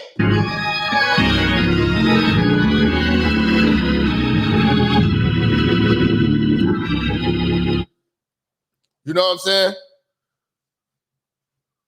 Oh, we have got to give more money to single mothers. They're struggling. That's what female leadership would be. Bullshit. We're going to fund abortion, and if the bitch decides to even have the baby, we're going to help her raise it even more. Girl power. Girls are awesome. Yeah.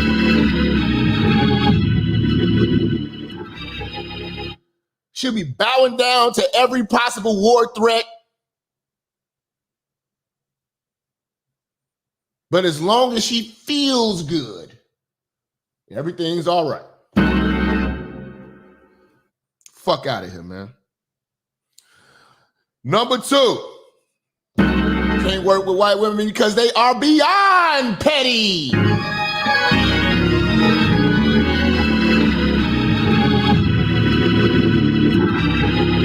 You ain't never seen petty to a white woman bring you in the office, motherfucker.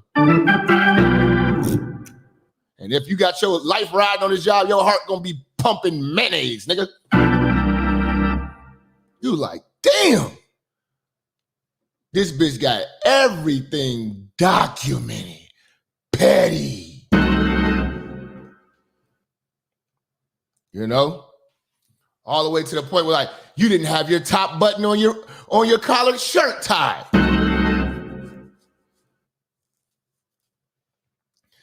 These bitches are so petty, you could be doing over and beyond work that wasn't required and get in trouble for it.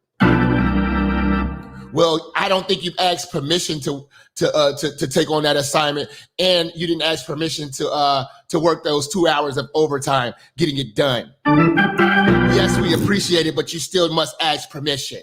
So we need you to sign this, stating that this will never happen again going forward.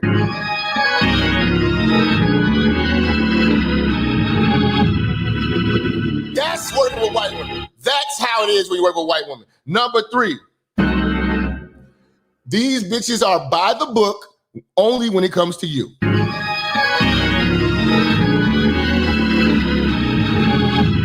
Work with white women, they only want to go by the book when it pertains to you. They can cut corners all day long, but you can't free thinking straight black man. I need you to know this. The rules do not apply to her. They only apply to you. And now they apply to the white man too, who's a free thinking straight white man. Yeah, they apply to him too. But they especially apply to your black ass. They apply to your black ass like nothing before. Nigga, you be like, I ain't never seen nobody enforce this shit. She goes, it's right here in the handbook, blah, blah, blah, blah, blah. You be like, are you fucking serious?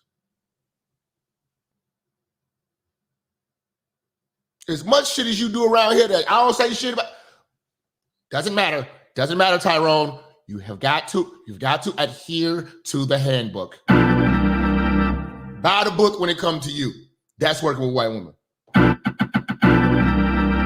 Number 4, fighting the invisible war of discrimination.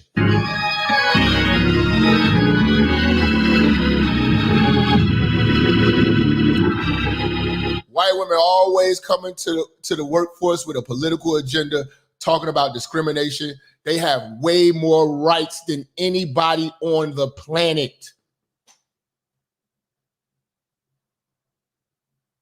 The white woman is the most powerful person on earth. How can you discriminate against a white woman? You can't. She literally owns stock in the word discrimination.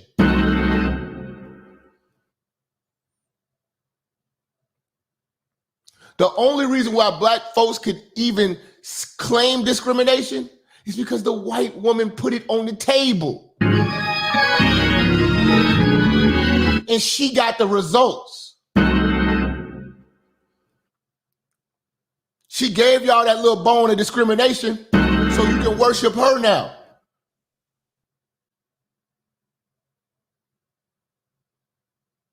She's fighting an invisible war. She's fighting a war that does not fight her back. There is nothing she can't do. She can get any job she wants and doesn't have to even perform it well. And still will say she's feeling discriminated against. That's power. Number 5. Close relationship with human resources. Free thinking straight black man. I want you to know this. If you think you gonna have a good relationship with human resources, nigga, you're stupid. Nigga, you walked in the job getting fired. You've been there 9 years still on probation. Nigga, that's how that shit works. That bitch got HR as number 2 on her phone. Speed dial, nigga. She got a long-term relationship with HR. She's been getting niggas fired. They know her by name. They got the HR rep got her number saved and got her own ringtone when this white bitch called, nigga.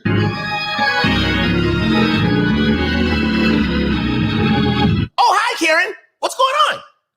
Well, I'm working with Tyrone, and it just seems like he's just like so angry. He's creating a hostile environment, and he actually told me I looked good today, and it just really didn't sit well with me, and his eyes were kind of staring, and he brushed past me. Wow. Sounds like sexual harassment.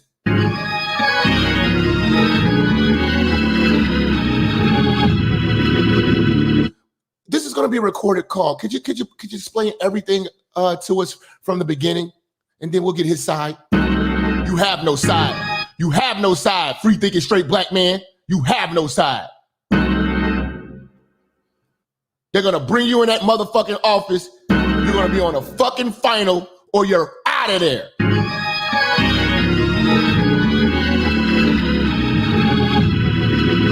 Number 6. The ability to claim sexual harassment at will. Just like I said.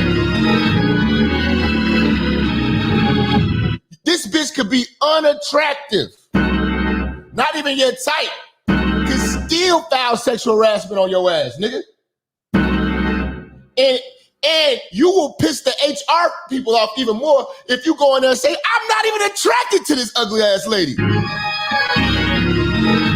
They'll bring that emotion out of you. Everything's documented. You're fired. You're fired, asshole. You called her ugly.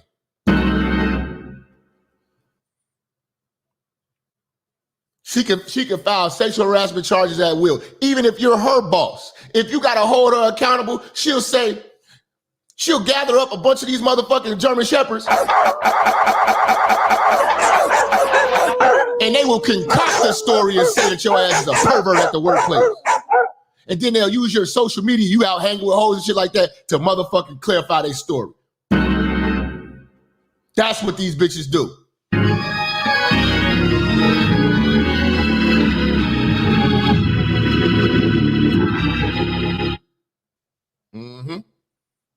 Number 7.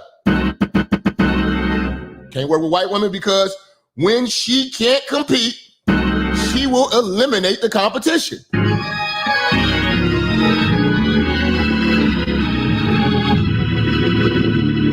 So the easiest way for her to get ahead within these companies is to get you fired, get you out of the way. If she views you as direct competition, if you're overshadowing her, if your work is better than hers, her goal and her job is to now get you fired. So by default, that the bosses have to look to her. And she can take your spot. That's the only way that she can take your spot, is by getting you terminated. And she has no heart. She's a heartless bitch that will do that shit for the advancement of her career.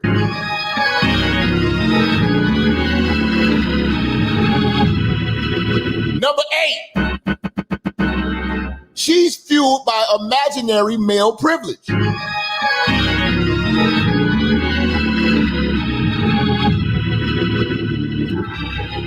She is worse than the motherfucking conscious community who is scared of this imaginary white boogeyman. She thinks that she is being discriminated because she is a fucking woman, not knowing that everything that she got within the company is solely because she's a woman, because it wasn't about performance. She got hired because she was a woman. She got promoted because she's a woman. She got a raise because she's a woman. She doesn't get reprimanded because she's a woman.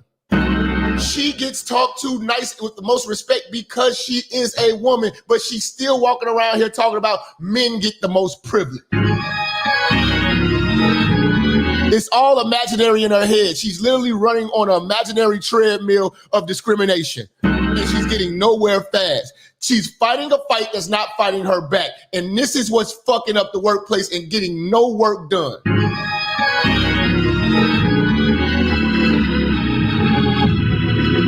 Shout out to the free man. Intelligence equals jazz. I appreciate you, man. Number 9. She's only motivated for doing good work to make men look bad. That is what fuels her. Pettiness. She's only doing good work to make a man look bad. If she doesn't have a man that's in competition, she will not do any work. She, by any means necessary, she does not want to be overshadowed by a free-thinking straight black man. So she's going to sabotage you, and then she's going to try to make herself look like she is so dedicated to the job and so motivated to work. And if she only does that in spite of you.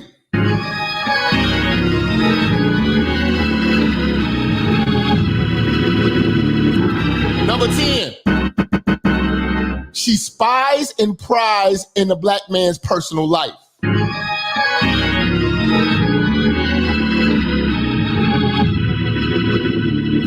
So best believe she has fake social media profiles sifting through your tweets, sifting through your posts, sifting through your Instagram, sifting through your Snapchat, sifting through your personal life to bring that to work to get you fired.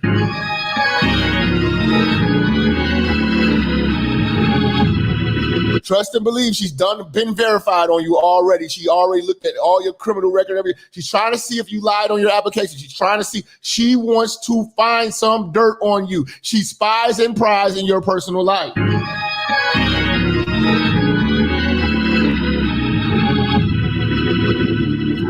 Number 11. All anonymous complaints come from her.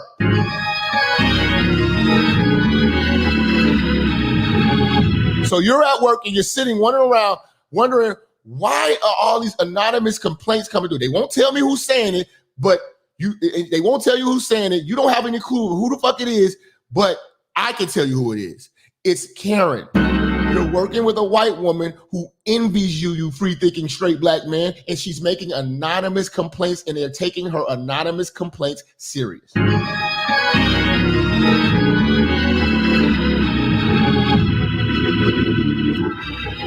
Number 12, she creates a hostile work environment. This is why you can't work with white women.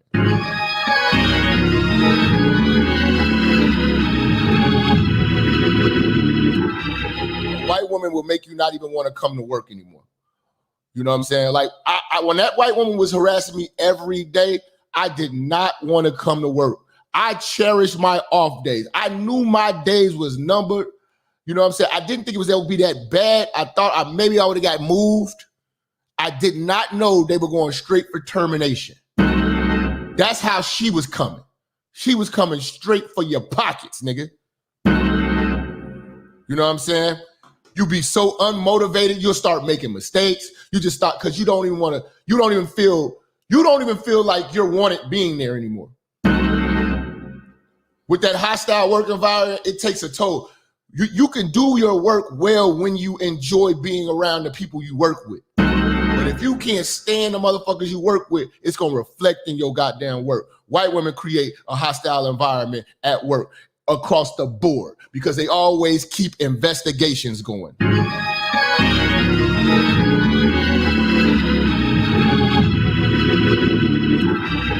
And number 13. She is always offended by the power of men.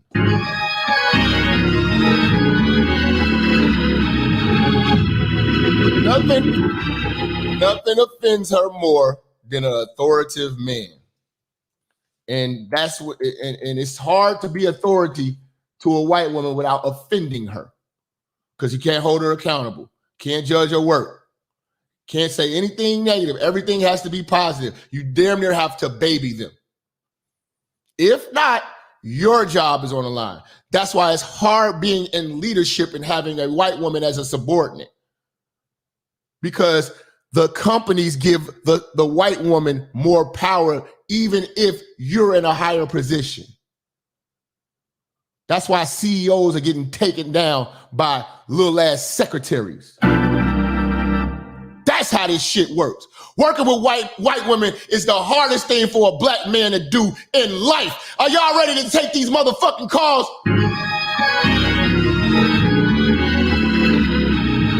Y'all ready to take these calls, man? Let me know, man. Let me know, man. Let me know, man. Y'all been asking for this shit all day. I've been asking for this shit all day, man. Y'all want to take these calls or what, nigga? Let me know. Hit the like button, nigga. Join the Patreon, nigga. Y'all want to talk heavy? We can talk heavy. Let's get it. Let's get it. I'm going to bring in Gino. Since y'all say y'all want to talk heavy, we going to see. We going to see. We going to see, nigga. That's right. You so-called Christian-looking whores. That's it. Jumping in some church, flapping your ankle chains around, all on the choir, breasts hanging out, lips all red, nails painted red, purple, blue, green, long like bird claws, all this fake hair, breast implants, toenails painted with little fake diamonds in it. Your toes ain't richer. You're nothing but a prostitute. Amen. Yeah, man. Wonderful prostitute.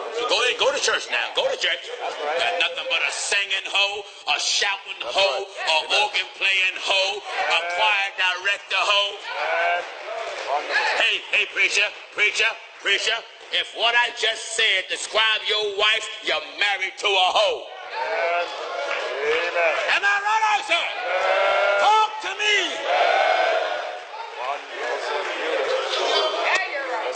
Yes, sir. Amen.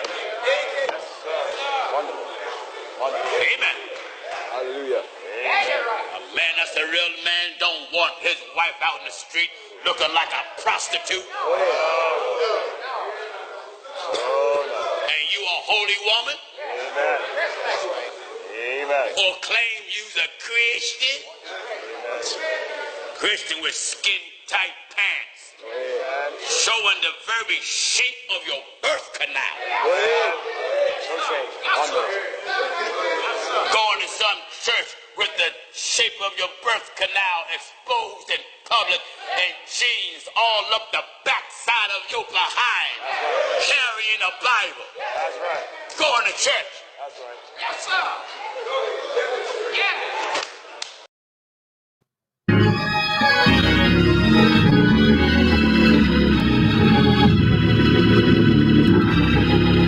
Shout out to Wayne coming in with the super chat. Say, don't forget about on the low, they want to smash.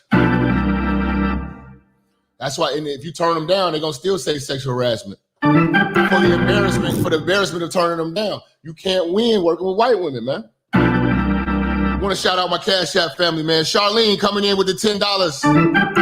Say for today's service. My man Albert coming through with $11.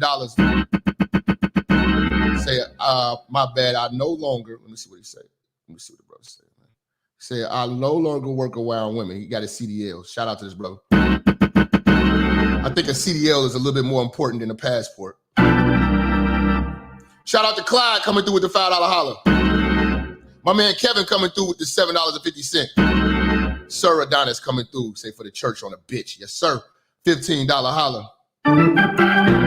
My man Chris always coming through, man. Say spitting flames on these motherfuckers. I got you, man. $5 holler. Gerald coming through with the $5 holler. Chuck Cuts, $25.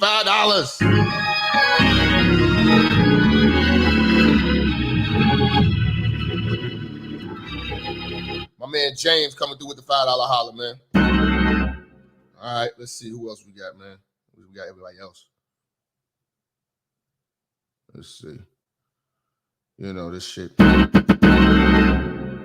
that should be about it for now. You know, y'all niggas be creeping in, sneaking in donations on the low. Okay, the lines is lit, man. Lines is lit. Feel free to call in, man.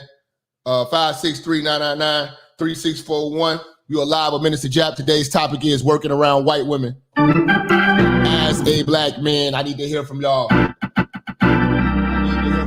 Man. Let's get it. 708, who we got? Jap, what up? This Fettuccine. Can you hear me? Yeah, what up, man? What's up, man? I had called you last night about this sermon, man. Hey, I definitely needed this, bro.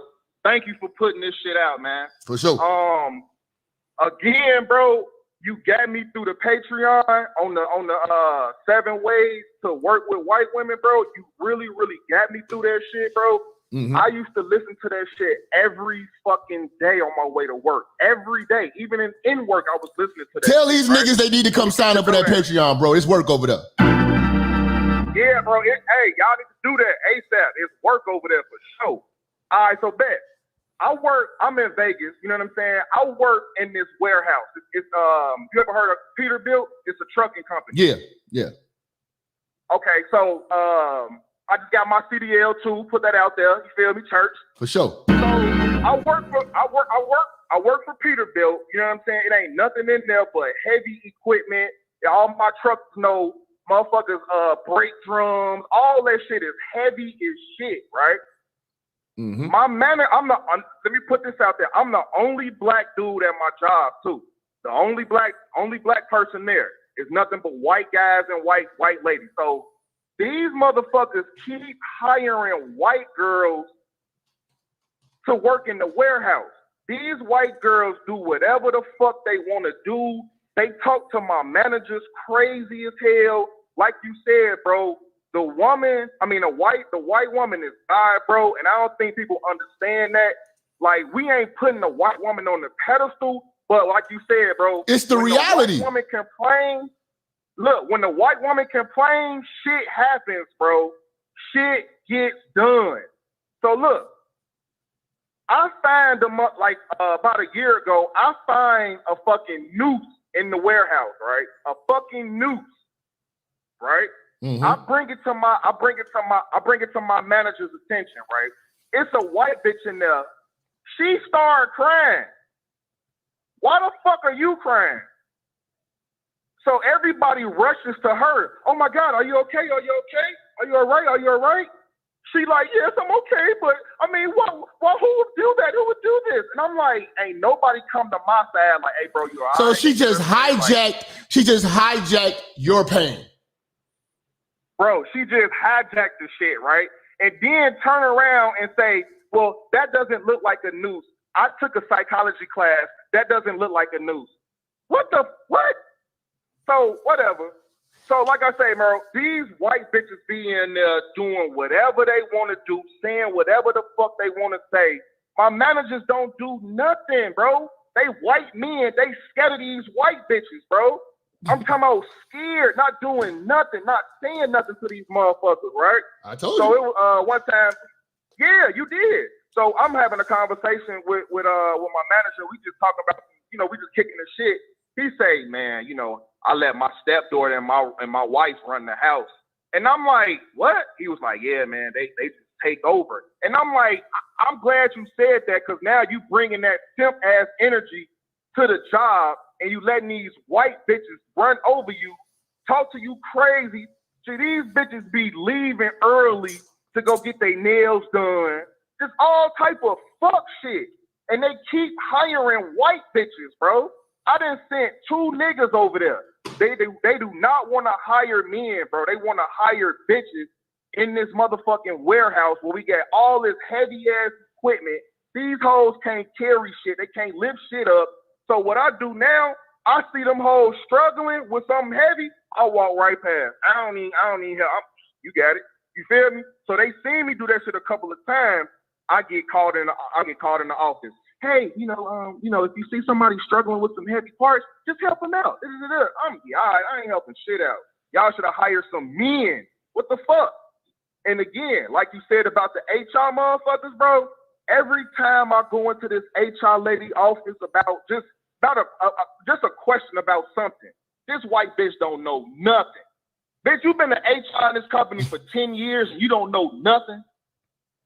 You don't know shit. She's a bitch in the job where that's that pocket where I was telling you about, where she don't have to do much. Yeah. She gets paid really well and she doesn't have to do shit, but just show up. Yes, yep. Listen, and then I'm from the low end, bro. I've never seen a white woman have a temper tantrum until I came to this job, G.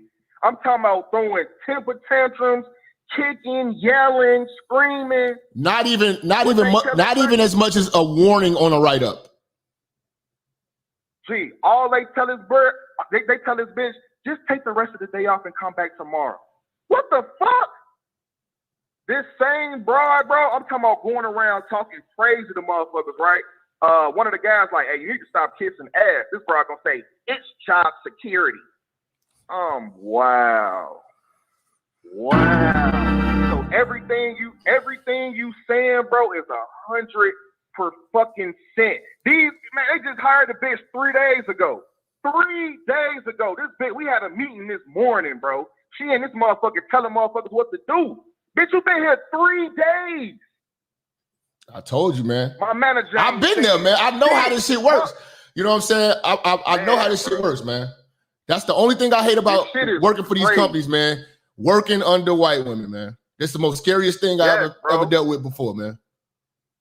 Yes, and it's like I'm walking on eggshells dealing with these bros, because it's like ain't no masculine men here, bro, at all. So when these hoes be, you feel me, saying and doing anything, don't nobody say nothing. Mm-hmm. I'm getting told on every other day because I'm working too hard. But if I stop working, so if I stop working hard, then it's gonna be a complaint about that. So I'm like, you know what? Like I say, I just got my CDL, bro. I'm on some shit like, man, fuck y'all. I'm waiting on them to fire me. Fuck y'all. I got my CDL. I'm finna get to the real money. You know what I'm saying? But bro, everything you saying is 100%. I deal with this shit every fucking day, bro. Every fucking day. Yeah, I want these brothers to go over the Patreon so they can see what we was talking about on that 7 ways to survive working with white women at the workplace. Because that's where this shit stemmed from.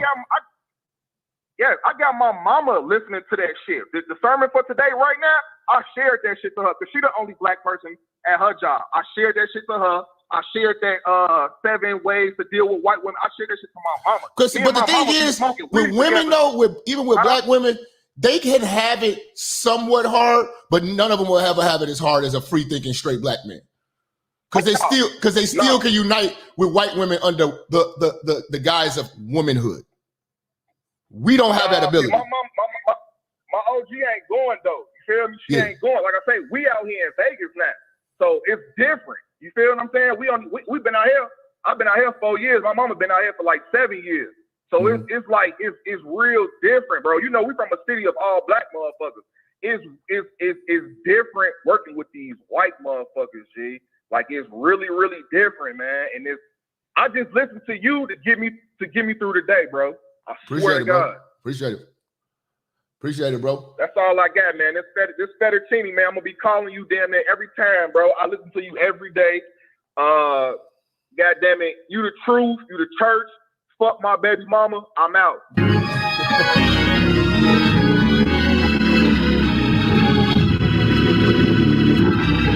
440, who we got? Yo, you talking to me? Yeah. Oh, what's up? This is Free Thinking Straight Black Man on your chat. What's good, family? Shit, I want to talk about this because I got experience, man, ever since I was 16, working in the fast food. You know, these managers, they call me in every day because I live close. And then when my paycheck comes, the white supervisor lady like, you made more money than me. You can't come in here no more. You can't work all these hours. I'm like, God damn. Yeah. And she shouldn't even. She's prying in your shit, looking all in your shit. You know what I'm saying? Like they're jealous of a free thinking straight black man on the work. I'm telling you, man, you can't work with them. No, and that was at 16. Now I'm 35 now, but you know I had a job. I got a supervisor. I'm in there busting my ass. I'm doing 3-4 people's job. You know what this lady come up to me and said? What? You need to find something to do to keep yourself busy. I was like, bitch. I just put my head down and just went back to work because I was like, man, I'm gonna end up cussing this hoe out and get fired. Yep. But that's what they try to do. They try to provoke you too, man. They try to provoke you. Oh yeah, but I got their ass good. I started my own business and walked out on their ass. Man, good shit, bro. Salute to you. Salute. But yeah, shout out to the church, man. Bless this chat, man. I found you a couple years ago. Thanks to Uncle Kev, and just keep doing what you do, man. We love you out here, bro. Hey, man, appreciate it, man. Join the Patreon, man. We need you. Oh, it's a no. 704. Who we got? Yo, what's up? What up, fam? Yo, this V the Vamp from North Carolina. What's good, bro? I've anointed is on its EK la la la la boko shot. Talk to What's him. up, Jap? What's good, man? I see you, man. You done stepped it up, bro. I'm proud of you, brother. Hey, man, I appreciate it, man. The last time we talked, man, you know what I'm saying? I see you done did your snap, what do you call it? The Snapchats, the new, whatever it is, the shorter versions of your stuff, man. Good job, bro. Yeah. I'm doing Good them, man. job. I drop 3 of those a day now. So y'all gonna get a lot of work from me, bro. I started going through all the material. I started to realize how much material I had. Hold you up. I wanted to tell you, I'm glad you started talking about this topic, right? Mm-hmm. Because you usually, from time to time, dog us out for not putting our faces on here and standing by it. And I wanted to tell you, this is the reason why some of us can't do that. I get it. But see, here's the thing. What I'm saying? When I talk about people not putting their faces on it, I'm talking about content creators. See, if you ain't, I got you. If you ain't a content creator, you just, that's fine. I don't care about that. What I'm talking about, these motherfuckers want to, and then you want to go at people who actually show their face. You know what I'm saying? That's different. Like, right. no, that's different. Don't come at me when you don't show who the fuck you are and you hiding. You know what I'm saying? Like, right.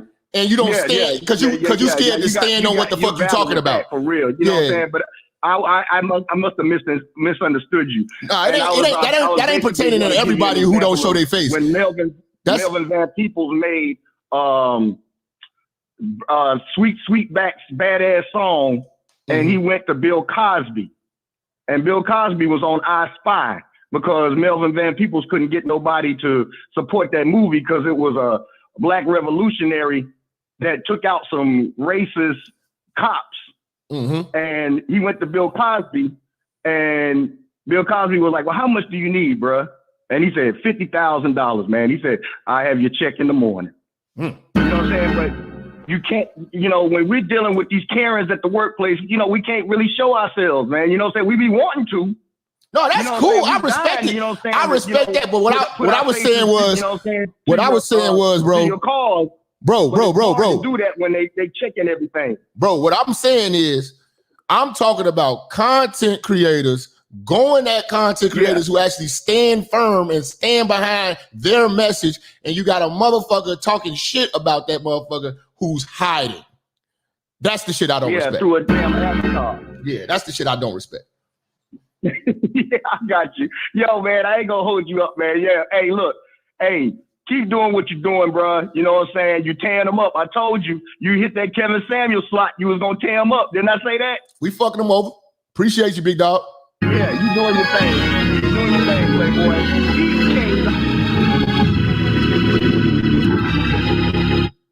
Let's see, man. We got a lot of motherfuckers in here right now. 201, who we got? You're church on a bitch. What's good, fam? Nothing much, bro. Just left Al Karen's hot grounds, the school. Oh, I know. Tell us about how it is working as a free-thinking straight black man in a school system, which is, the school system is predominantly controlled by white women. How is it being a brother in that environment? Man, let me just tell you this. I told you I had to pretend to be gay just to keep my job. Well, those are Keisha's and Tasha's, but it's just as bad. You gotta protect yourself at all times. Keisha and Tasha, they'll try to act like the white woman, like when it comes to certain issues. They'll try to get you filed on a sexual harassment complaint. Yeah. What white women will do is that white women will make you look incompetent, but they'll do it subtly. So Keisha and Tasha will complain to administration, and then Karen will complain to the board. So one specific time was that there was this kid in my engineering. I teach a real tough class called Principles of Engineering, and this one kid came in. I swear to God, his mother was on the board. This cat looked like a Diary of a Wimpy Kid if it was in real life. That's how bitch made the kid look. He was he was a C student at best and couldn't really add 2 + 2. So one day, he comes around and tells another daughter of a Karen that I called her a loser. So administration tells me, "Are you calling kids loser?" I'm like, ain't nobody got time for all that. But I caught him one day. I caught him doing it, and I brought him to the side, and I told him, I'm just like, listen, I just seen what you did. And then this kid started crying. It was just like, oh no, that was this kid. I'm like, bruh. I showed him the videotape. I'm like, that's you saying that I did this. And then I just light his butt up. So he goes out my room crying. And now he's telling his mother. The superintendent knew within an hour. The principal and my other director and the district director of special subjects all has a meeting with me, and they look petrified in their eyes, looking at me like, what did you say to that kid? And I'm just like, listen, I wrote this kid up several times, and you've done nothing with him. What I'm saying is that this kid, I caught this kid, and I showed him the proof. Didn't matter. They damn near came this close to terminating me. They was that pissed off. Yeah, I would have gotten fired had I not shown them the proof. And called me. This is what it's like. And this is just a tip of the iceberg. You don't even meet guidance counselors. Guidance counselors and HOTEP hosts go hand in hand at the workplace. The HOTEP hosts talk all this shit, and you can tell that they've been ran through. But when that old white lady comes through there with her power, it's over. All right? That's how bad it is.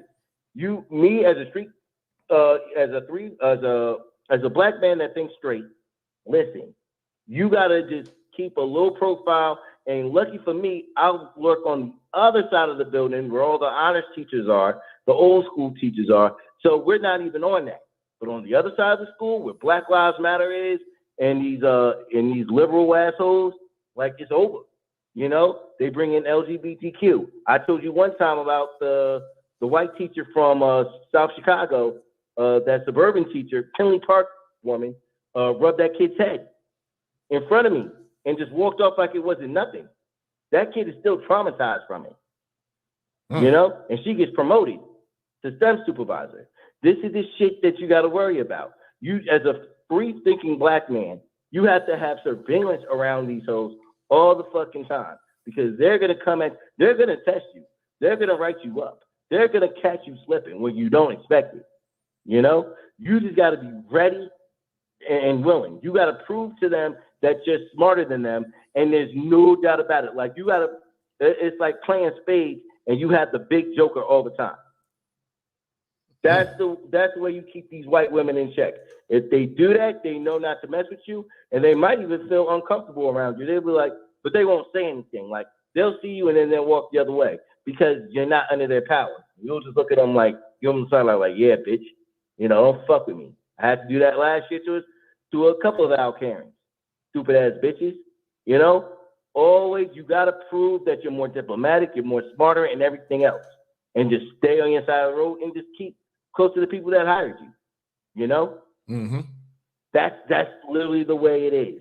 These Al Karens, Al Karens and German Shepherds and these nigga wolves, they're all in it on each other. All right, they're all in it.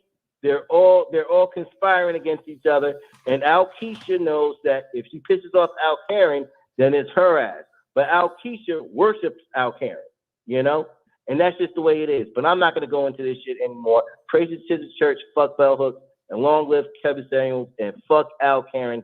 Love you, bro, and I'm out.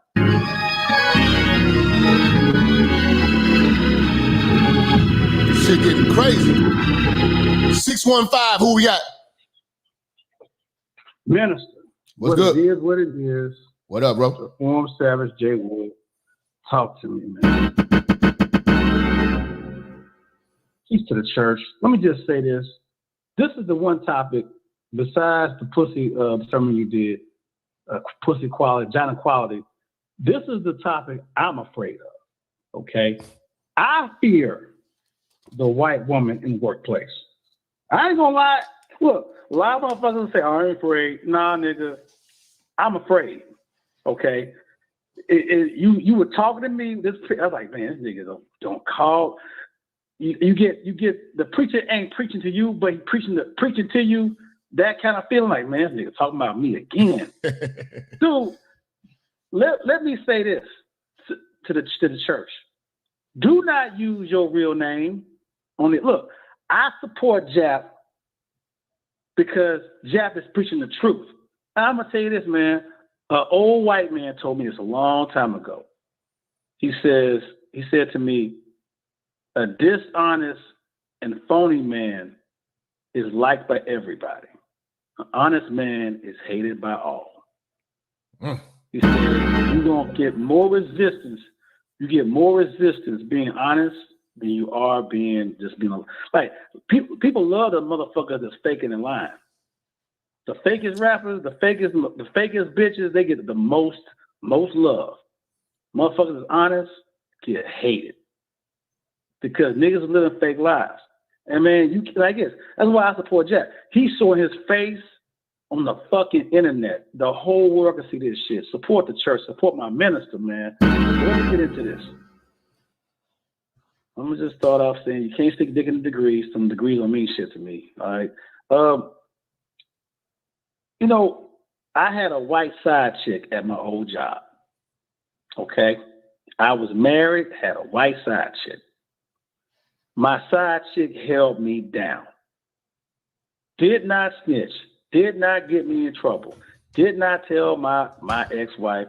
Held me fucking down. Mm-hmm. Now, the problem with that is there's a black man and a nigga that smiles too much. Her friends were trying to get me fired because they knew I was married and they knew she was my side chick. So they did everything they could to try to get me fired. All right? Mm-hmm. Now, if you facing one Karen at work, you can kind of make it to the end of the line. You can make it to the end of the year, to the 6-month review period. You gonna have some obstacles, but you can make it. But if you got 3-4 motherfuckers, nigga, like a goddamn gauntlet, you gonna see dragons at every corner. Okay? If it ain't one thing, it's a fucking another. Ain't nothing worse than one. The only thing worse than one Karen is two. Shit, dude. 3 little white bitches, you can't get nowhere out of line. Nah, you out of there. I mean, nowhere. You're out of there. And I'm telling you like this. Brothers, listen to me. The white girls are not your friends. They're your frenemies. If you are free, straight, thinking black man, if you are a conservative, straight, free-thinking black man, your time is on the clock. Nigga.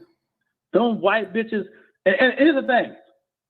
They're all, the liberal white women are the fucking worst. Oh my God. They hate you with the fury of 1,000 suns. They're gonna pretend to be your buddy, pretend to be your friend. But you gotta understand, they are all friends with the HR bitches. Those bitches go to lunch together. Yep. They have get-togethers together.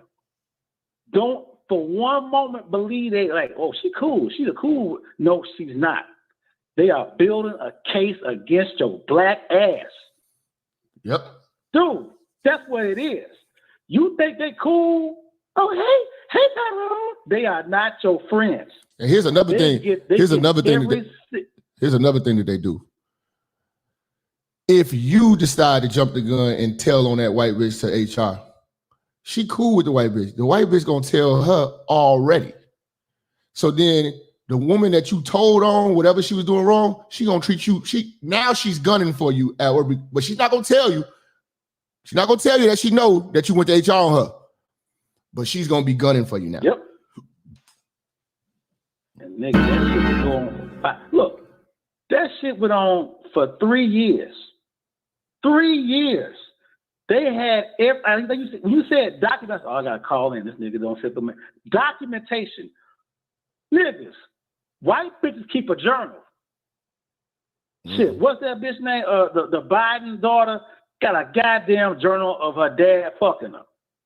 They keep a journal of everything. Yep. Understand this. They write every fucking thing down. And a smile in your face. Everything you ever said. Every time you took an extra 5 minutes on a break, every time you smiled at another bitch, every time you got a period or a T-knot cross, they write all that shit down. Jap was late. He was 2 minutes late getting back. They write that shit down.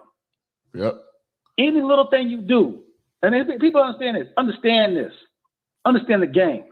The white man is not your enemy. He's not. The white man's problem is this. He lives in fear of that white bitch. He walking on fucking glass. He got too much shit to lose. Look, here's the thing. The white dudes I work with, they knew the game. Like, I had 2 of them warn me, hey man, did you make ends with such and such? Like, they hate those bitches too. Yeah. But because they got a white wife, because they got a job and a big ass mortgage and some kids, they got to sell you out. They got to turn their back on you. They got like they say, hey man, be careful, brother, such and such, and they disappear.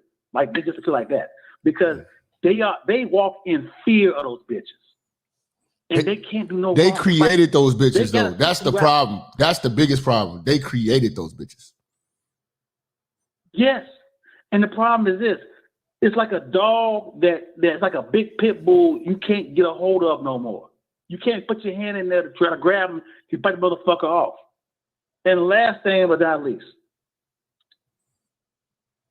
Donald Trump. Back when I worked I'm not gonna say the job because I still in fear of these 2 attorneys that I got into. 2 liberal white attorneys, female attorneys, I got into it with at my old fucking job. Me and 3 other black dudes had to leave. Okay. Let me just say this. This is what I found Minister Jap. So we got into it with these white bitches over some black bitches. Okay. Black bitch accused my homeboy of sexual harassment. Been there, done that. I said bullshit. I testified in his hearing that it was bullshit. Okay. Now, I even had evidence that he was like the motherfucker. The bitch said it happened in a fire drill. The motherfucker was with me the fire drill. We were kicking it, talking about the gang, talking about the Cowboys, so a bunch of bullshit. And she said, "Oh, he was with me the whole time." The camera footage clearly showed the nigga wasn't nowhere near that bitch, but the white bitches fired him anyway. Even after me and my homeboy Greg testified, said he wasn't around, said he wasn't next to the bitch, said he didn't say that to the bitch. The 2 white bitches still fired him. Did they use hostile work environment or something like that? He said during the fire drill. It's a loud ass fire drill, and motherfuckers heard him say while he was behind her. That's the evidence they used to fire a black man. A black woman said, I heard him say, and they said, well, that's enough to fire him. I'm like, what? And this nigga, man, He had to go home and explain to his wife and his kids that he got fired. So I got into it with them. I said, y'all bitches ain't shit. I got suspended for 2 weeks for saying that. Come back, they gunning for me. I had to transfer to another division. And then they put that shit on my record. He was disrespectful. He was misogynistic. He called women bitches. That shit is still on my permanent record at that old place of employment. Because, and that's the thing, I took it to heart. They fired my homeboy. They fired my brother at my job. Motherfucker who had my back over some bullshit. Okay? And here's the thing. Last but not least, the Trump shit. These two bitches were mad that Donald Trump won. And they took it out on every masculine man they could. The same kind of bitches that's happy that Kevin Samuels died are the same bitches that are mad Donald Trump won that election. Peace to the church. Blessings, bro.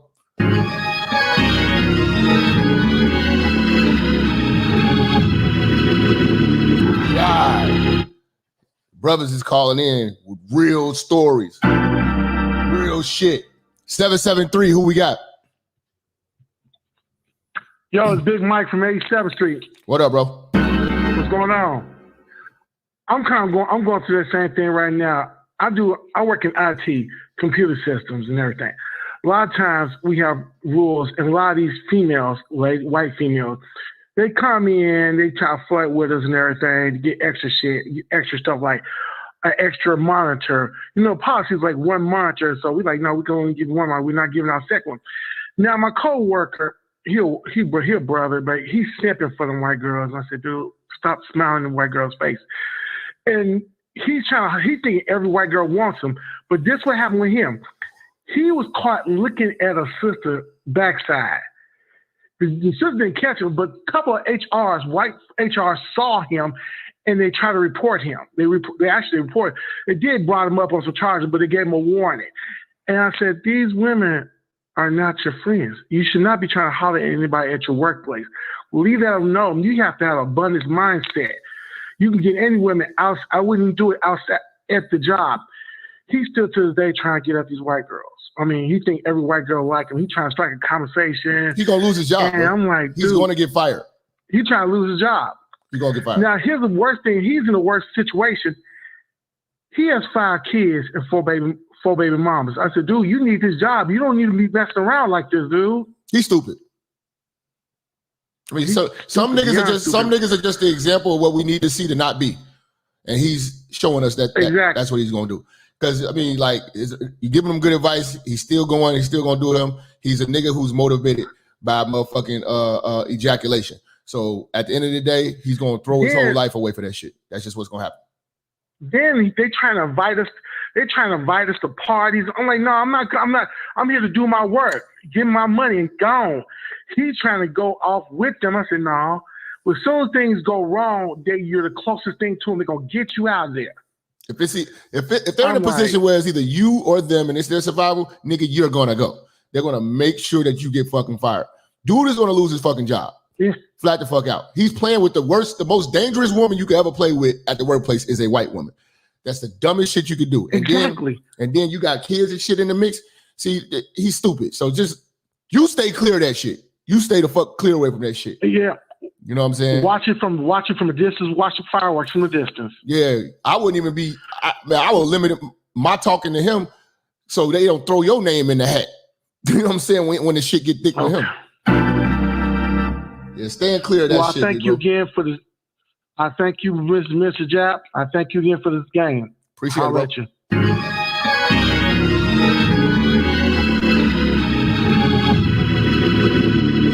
916, who we got? What's up, Jap? How you doing, man? What up, fam? Yo, I got a story to tell you. Remember how you said like white gay people are treated like white women too? Yep. All right, so I was working at a call center like about 2 years ago, and then like I got some chicken, and this gay dude came up to me, started rubbing my back. So I pushed him off me. He fell down to the ground. It was like screaming, ah, because like he was rubbing my back, right? So you know we know damn well if I was rubbing on somebody else's back, if I was rubbing on one of the women's back, it would have been like sexual harassment. But since I pushed him off me, and like he like kind of like did extra and make and like fall on the ground, they called me to the office and they fired him. They fired you? So I pushed them off me. Yep. They treat, see, like I say, now, again, he has white woman immunity. That's what the fuck, that's the same thing. If a white woman would have did that shit to you to push the white woman, they treated him like a white woman. You had to go. Anybody's back, you know what happened. Yeah. Yeah, man. That shit fucked up. Man, your phone breaking up, man. It's fucking up. Oh, sorry about that. Hold on a second. But that's like a sexual assault, man, or something like, but gays get away with everything, man. Yeah, I think bro phone fucked up. Let's see who else we got, man. 458, who we got? Peace to the church. Peace to the church. Is this Minister Jap? Yep, it is. What up? What up? Good afternoon, Minister. Thank you so much for being here with us. Shout out to our minister. You're looking good. You're glowing. Your beard is strong. It's brushed. I brushed my face. What'd you say? I brushed my face. Man, you did. These niggas be having that nappy ass Wycliffe shit on their face. Nah, not our minister. Not our minister. Our minister scrapes his tongue, drinks his water, prays daily. He's saving souls out here. So of course you glowing, minister. Come on now. Let's go, man. So how you feel about with brothers working around white women in the workplace, man? Listen, can I say something? Because I'm calling from Portland, Oregon, the Starbucks capital. Oh shit. So if you think the white woman is dangerous wherever you at, they is on a million here. And if I could give my testimony, the first thing I would like to say is how you guys are free thinking straight black men and women out here that are on the side of our brothers. The one way to beat the white woman is documentation. That's the one thing. That is the one thing. You can take note of the date, the time, the conversation, what was said, who it was said it with, and that is standing in court if you're going to contest your unemployment, if you were unfired fairly, if you're having all these strange interactions with people, the documentation can save you. Working here in Portland, Oregon, as a restaurant manager, so I had to deal directly with the president of the company, the owner, the HR, hiring the staff, training, actually dealing with a lot of people. The one thing that started messing me up towards the end of my career with this company was the HR lady. Little white woman, right? I'm getting sent anonymous surveys, right? Look out for those. Asking if I'm going to be attending company parties. Watch out for those. If I'm attending the manager meeting, if I have the correct notebook of all the 102 policies she done sent out in a week. Like, it was really, really wild. And I felt like she was doing something, but I couldn't put my finger on it. So you know what I started doing as a manager, knowing these discrimination policies, I started documenting it. Her conversation with me, this email, that conversation with this employee, everything that happened while I was getting paid at that company is documented. And not only that, if I felt real petty about the situation, that lasts up to 5 years. You can do a claim against harassment for up to 5 years. You got to look at the state you in, but there are laws in place that can help you protect you from these white women. But it's, do you got the time to go out of your way to document that? You know, like if y'all the free thinking straight black people that we are, that's easy. And that's tangible in court or any kind of proceeding. And that's how you protect yourself. That's heavy right there. So they ended up restructuring the company, and guess whose job position was eliminated? Yours? Absolutely. African American woman as a manager. I've been with the company almost 3 years, risen through the ranks, put in the work, and then about when I was transferred to the new company, I just was like, man, something is going on. Everybody acted funny. And once I got them spidey senses tingling, I started documenting. I started looking for another job. And eventually they hit me up. There were some things going on back and forth about, trimming the staff, because when you're in the restaurant business, if you're not making money, the first people to go is the staff. So they had me firing all these people, right? So I'm doing their dirty work. This person ain't showing up. They ain't in dress policy. I'm documenting tip shortages, absences, all this kind of bullshit. And it was kind of just like really stressing me out. And so it was starting to show. I was just like, man, this is a lot of bullshit. But it was because I had this white woman on my head.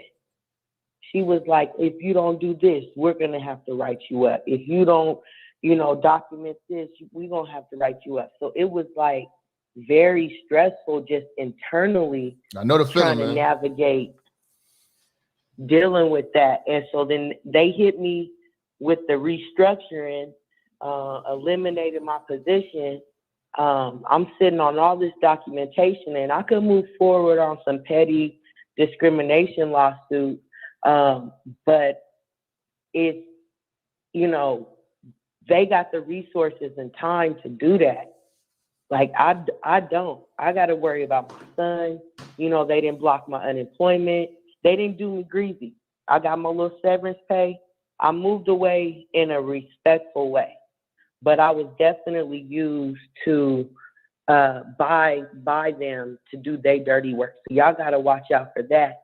And the only thing that protected me, had it gone left, would have been the documentation. Wow. You said they didn't block your unemployment? They didn't. They haven't so far. But the unemployment gave me the opportunity to build my own business, which is what you did. You built your own platform and a place for us to come and talk about these things. And shout out to your Patreon. Appreciate that. Come on, Minister Jap. The College of Game, I'm on there. I'm working on my bachelor's degree. And if y'all really love our minister and appreciate the work he's doing, y'all can get that bachelor's degree. $10 a month for our minister who putting his life on the line to bring us this game. And to be real honest, minister, I was on Kevin Samuels, right? But ever since he passed, I haven't been able to touch in and hear his voice and see him on video like that. So thank you for keeping him relevant. And in a lot of ways, I really feel like he passed you the torch. Like, I really feel like he was okay leaving here because he knew there was enough people in place to keep it pushing. So thank you for being that bridge to our Godfather, because that shit really hit me hard. It really did. That's what's up, man. Long live Kevin Samuels, man. Appreciate you calling, baby girl. Blessings to you. 504, who we got? Hello. What's going on?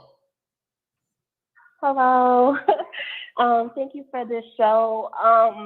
I can relate a lot because I went through a white bitch that I worked with literally talking to me crazy, microaggressions. I had to literally, like the sister said before me, document everything, dates, times, who was there. When I went to HR, I had to let it build up because you have to build a case.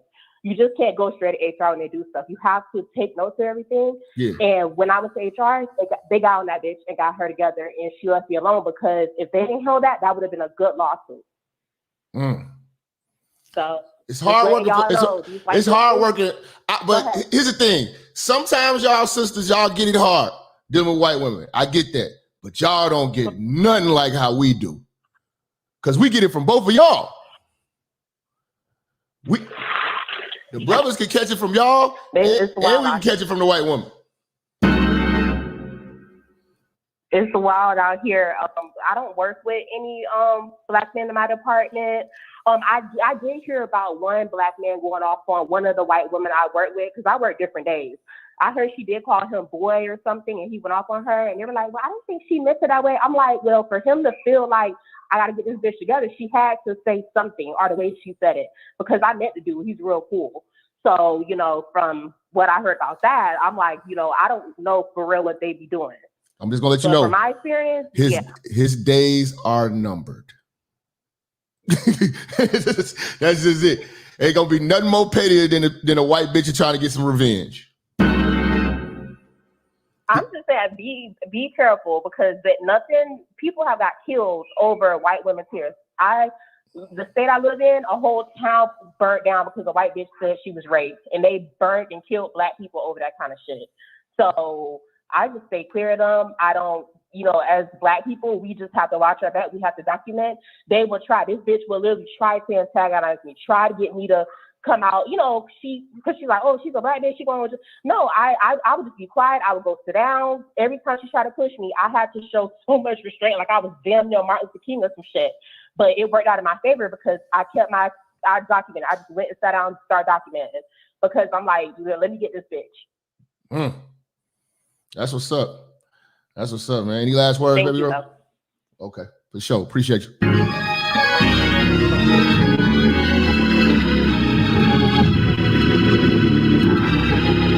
(901), who we got? Yeah, what's going on, man? Church check in, man. What up, bro? Man, the first thing I'm gonna say, man, I'm in Memphis, Tennessee, man, and Megan and Horn still the best thing going. I fuck with the chat, man. I'm gonna have to sign up for the Patreon. Appreciate it. Basically, man, the best way to keep getting paid and getting laid is get you a trade, man. Fuck these white people company, man. We black people gotta start practicing group economics, man. That's what the problem is, dog. I'm listening to everybody and everybody trying to basically figure out a way to manipulate the white system that ain't even in place for us, man. Fuck these people. It's really survival. Like on the Patreon, the original video that even sparked this conversation was the 7 ways to survive white women at the workplace. Now we're dealing with specifically just working around white women as a black man. You know what I'm saying? And what you're going to go through. Yeah. So it's serious, man. Yeah, you right. But it's just surviving. Yeah, you're not going to thrive. You're not going to, you could barely achieve. You really are just surviving it. Yeah. But I get what you're saying. And I was watching your last show. That's how I kind of missed the show. But, I'm touching on the topic basically because I ain't had no job since I was 19. You know what I'm saying? I'm self-employed, man. I do all type of little shit, man. I do taxes. I cut hair. I do bail bonds. And so I don't fuck with these white folk coming. And when I see them, I'm really invisible to their ass. They invisible to me, man. I don't fuck with the police. I'm mobbing out here, man. That's what's up. It's hard as fuck, don't get me wrong. It's hard, don't get me wrong, but man, it's so much better, man, waking up when you want to wake up on your own, man. And you ain't got to listen to nobody tell you shit. That's what's up, man. When I come to Memphis, man, I'm going to come get a fade from you, bro. Yeah, man, come fuck with me, man. Big Bo Barbershop, man. Raleigh, man. All right, bro. Appreciate it, family.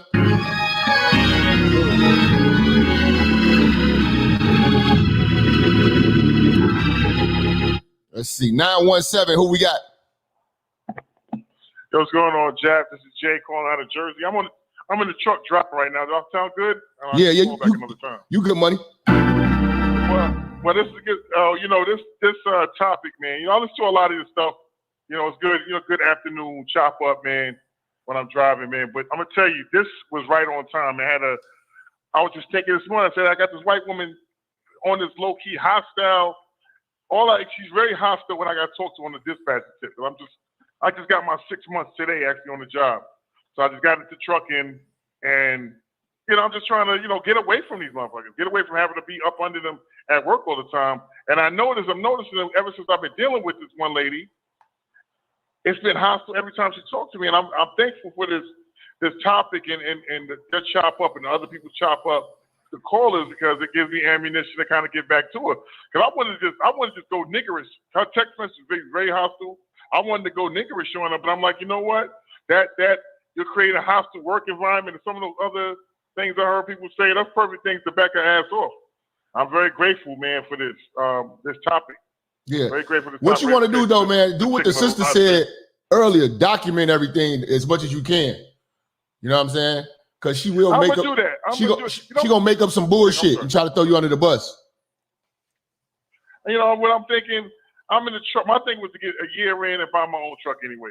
You know, I'm in my mid 40s. I've been a union steam fitter since I was a teenager. I just wanted to get out of running up and down the steps on the big construction site. I'm over here in New Jersey. I work in New York. I'm like, you know what? I just want to get in the truck, to own my own truck, get my bumps and bruises out on the equipment, and then buy my own shit. You know, that's my thing, and that's my suggestion to a lot of the people too. Like a lot of these conversations, like you know, we just can't have our lives. And I was been in construction for a long time, so we can't have our lives to where we are. You got to do something that you could do on your own, or do something that you're gonna be dealing with as little females period as possible. You know what I'm saying? And you got to start leveraging your way. You're in that office, man. Your days is numbered. You said it earlier. You said it a number of times. People saying it. Your days is numbered being in that office, man. You can't be in no office. They're looking at you. They're already thinking, well, he's taking care of a family. He's doing something good for his community. He's doing something good. He's taking care. He's doing something worthwhile. He's doing something productive. They don't even want to see you doing shit productive. The white man, the white woman, they're all of them. And like I said, a lot of these, unfortunate, I was going to say Doberman Pinschers, the German Shepherds. You got to get into things that we can get in, like this trucking. I see a lot of people getting into this trucking. We need more. They need more truckers. You know, get into the trucking, you get your game up, get your truck and trailer. You can be making $3 to $5 a mile. That's a lot of fucking money, man. That's better than I was making as a construction worker. I'm in the union. Mm-hmm. It's more money, way more money. You know what I'm saying? So we got to start getting out, being more practical, being more practical. We going to the schools, getting into this debt. You know what I'm saying? You're a black man, you got debt, and you got this hostile environment. You got to work in the fucking office. That's just suicide, man. You know, that's just suicide, man. You're gonna go and work in the office. Come on, could you imagine? You know, I just don't get it, man. You got to get into things that you can be around these motherfuckers as late as possible. And they can have the least leverage on you as possible, man. Yeah, trades are the way, man. Trades are the way, man. We got to get people in these trades, man. Oh, yeah. Bro, I appreciate your call, big dog. There's a lot of them. Blessings to you, bro. It, man. Yo, 904. Who we got? Japper style, Japper style. Can you hear me, brother? Yep. What up? What's going on, man? I'm down here in 317 down the road from you. I just wanted to touch on the topic. So Indiana's a right to work state, so they'll fire you. Hey, you got a lot of noise going on in the back. My bad, I'm at work. I'm in Indiana. It's a right to work state, so they'll fire you for anything other than race, sex, and religion, right? Uh-huh. So I've been fired from a couple of jobs simply because I don't talk to people. Also, I worked at the Amazon warehouse for 4 years straight seasonally. So I would go back every peak season, and it was a time where I went back, and some of the other workers were like, "Man, they still haven't hired you on."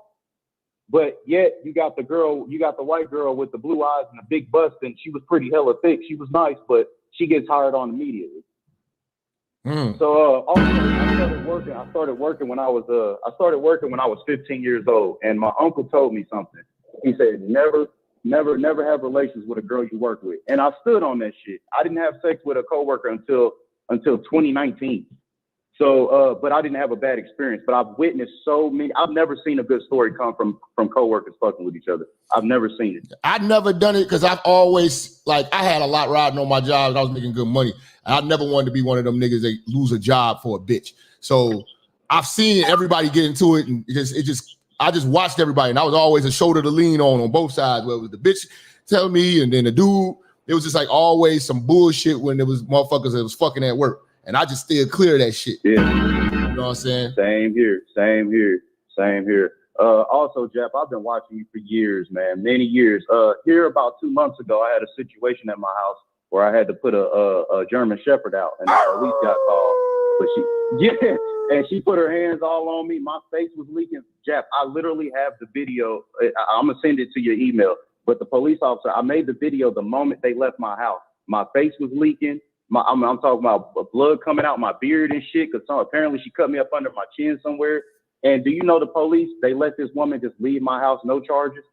But let me have left a mark on her. Let you have squeezed her arm too hard. You know what I'm saying? Yeah. And in Indiana, and you in Nap? Oh my God. Man, it's horrible here, boy. You know. Yeah, I know, nigga. I got work down there. I got a couple badass exes down in that. I love what you're doing out here, man. Please continue doing your work, man. Appreciate it, bro. Appreciate you.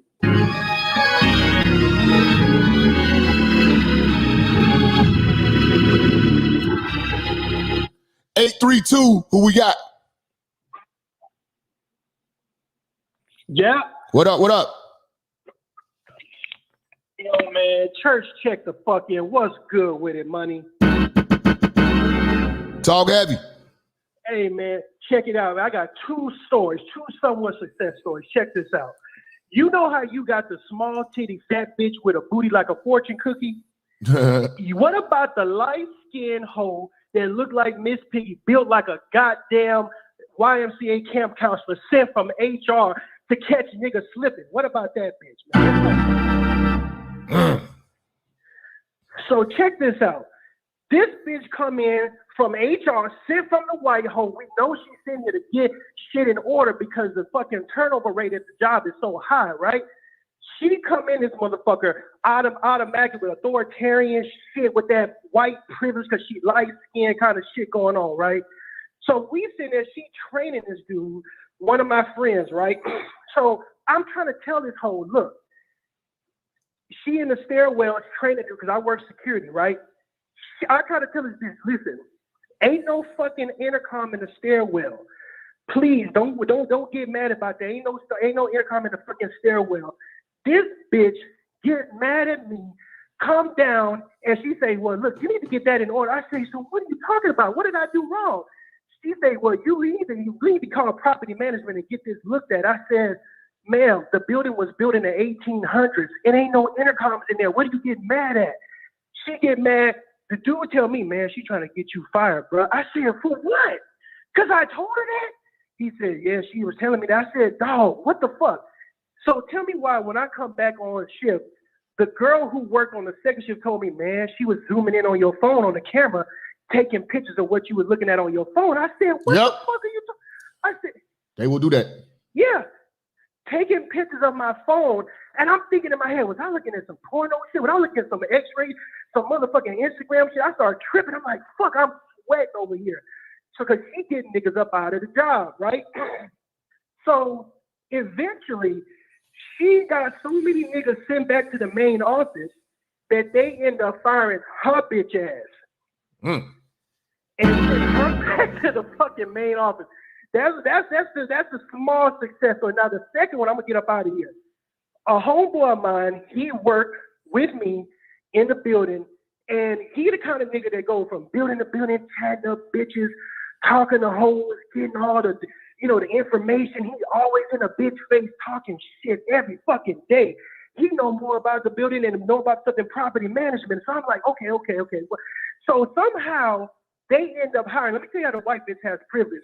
This bitch, white hoe with a fupa that's hanging out of her goddamn suit pants and shit, who's homeless with 3 kids by black men, and she's white, somehow gets a shift manager's position at my job. So I'm sitting here like, how the fuck this bitch get a shift manager? You got people been here 7 years and ain't get that. So anyways, this nigga ends up somehow getting this bitch to move in with him. I don't even know how the fuck that happened, but he did, right? So they fucking posted pictures on the internet and shit like that. Come to find out, the bitch was hoeing while living in this man's house. Around his daughter, sending pictures to other niggas on Snapchat.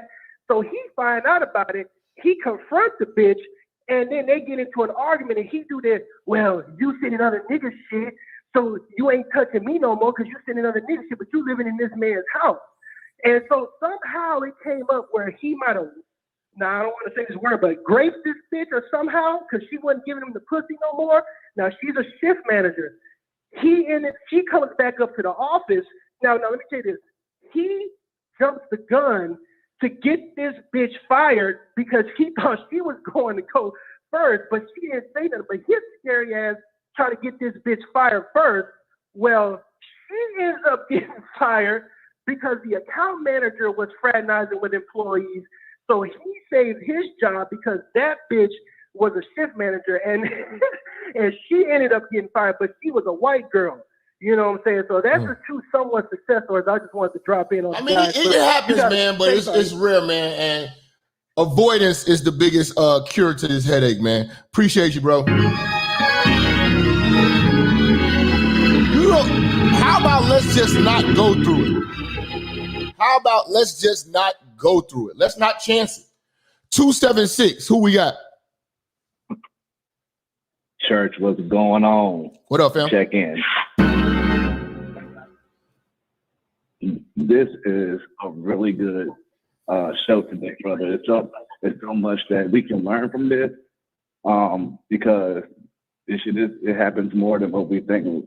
Brothers losing their job, their welfare, their money, because, you know, the Beckies want to put us through stuff. I got a quick story for y'all. So I got a new job about 5 years ago. And it was like my first week or two, me and the white chick, we were both leaving. It's a Friday, and we're in the parking lot. Boom, we both back into each other, right? Okay. So I'm new. I don't want to make no disturbance about it. You know, I'm trying to be under the radar, black man. Don't want to know cause of unnecessary attention. So I'm telling her, join my yada yada yada. We can work it out. And she was like, her boyfriend got a shot. So I considered taking the car, you know, there, but she tried to be slick and file a claim before I could. So, you know, State Farm, shout out to State Farm. She got denied the claim. So she filed the claim, she denied it. Tell me how this bitch basically was trying to extort me. Talking about some, oh, you lied to the insurance company when they pulled the camera footage down and saw that we were both, you know, mutually responsible. You know, so she was like, if I don't give her some money out of pocket to pay for her little raggedy ass Acura, then she's gonna go tell everybody that I did it wrong. So the joint was basically just trying to extort me, saying that she was gonna, you know, slander my name with the whole company, with the whole building, because she didn't get the result that she was looking for. And I'm gonna tell you, the only thing that saved me is the other white woman. Now, apparently she was married to a black man, so she had, you know, she was my supervisor. She had a black kid or a mixed child, black husband. So she was down with the cause.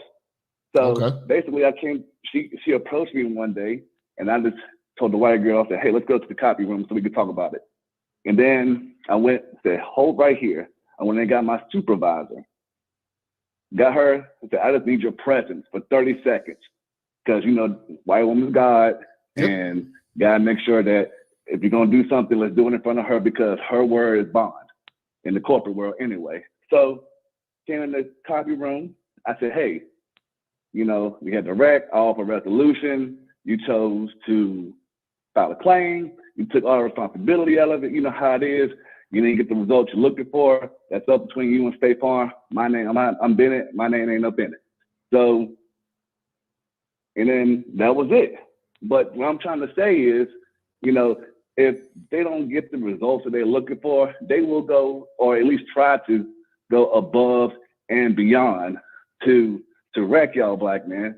And yeah, we want to stay out of their way, but you got to have at least one that's an ally, one who can give that alibi, one who can give you that endorsement. You just get one, you keep it cordial, and you should. Well, I'm gonna just say this, man. Don't count on it, man, because that's some real strong odds. That's a big roll of the dice for any black man thinking you're gonna have a white woman in the corporate environment. I mean, some niggas hit the lottery. You hit the lottery that time. I don't think that's a good strategy for most black men, man. Avoidance is the best thing. Appreciate you, big dog. Appreciate you. 815. What we got? What's good, Jap? What up, fam? Man, same old, same old. I just want to tap in on the subject real quick, man. I just want to start out by saying a comfortable black man is a foolish black man. At the end of the day, you got to walk around on eggshells our whole lives, around our women, around white men, white women, our kids. You can't even discipline your kids. The court system, even other minorities, you know what I'm saying? You might stay across the street from a Mexican guy. The Mexicans don't even trust us, you know what I'm saying? So I'm saying all that to say this. If the black woman is the most victimized, then the black man has to be the most vilified. I say all that. And the reason I say that is, okay, so I'm not going to break into a bunch of stories and all that, but I'm just going to say, I used to drive to Wisconsin and work before I moved out of Illinois. And, you know, that's the land of white folks. Yep. All kind of white folks in the job. I transferred down south. I get me a job in an all-black plant. The only white people in there are the management. I get me a nice little position in the office. Keep in mind, Jeff, I'm in the office by myself. My office door locked. It's all my bosses are white women, young white women, fresh out of college white women. You hear me? Yeah. So what I'm saying that is to say this. It's a setup. It's a setup to begin with. Because you'll look at a brother and you'll be like, oh, yeah, you know, this, that, and the other. He's educated. He's that, this, and the other. Nothing will have your back. If a white woman doesn't have your back in that job, you don't. Once they start turning on you, you're doomed. The only thing that's going to protect a black man in that situation is a white woman. Ironic. Your best bet is to keep your head down, stay out the way, stay focused, stay on your agenda, and don't worry about nothing else but your motherfucking pockets. Quit looking at ass. And that's it, Jeff.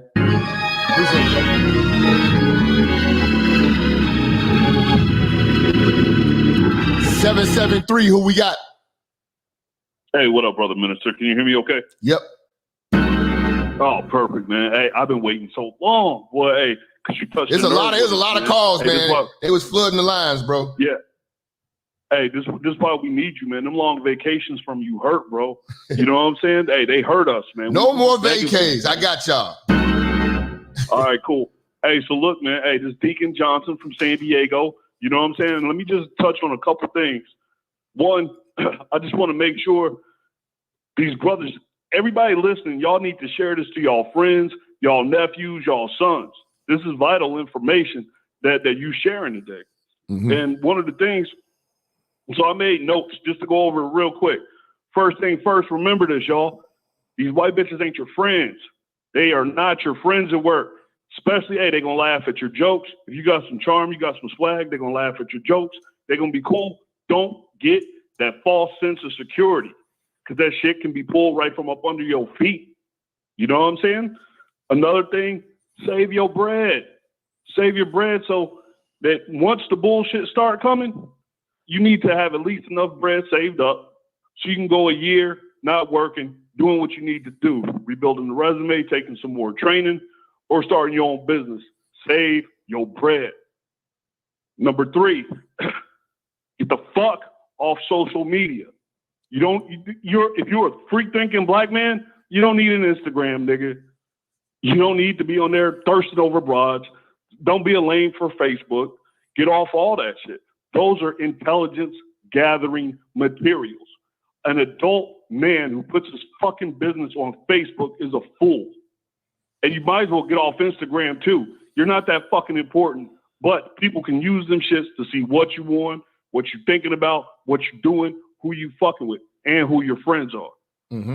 Another thing, and this is what I learned a long time ago in this game. Hey, niggas should write this down. When you're looking for a job, Don't search for money, search for good management. And 9 times out of 10, if the job you're applying for, if the manager's a woman, say thanks but no thanks and keep it moving. That's real facts. I'm 45 years old sharing this.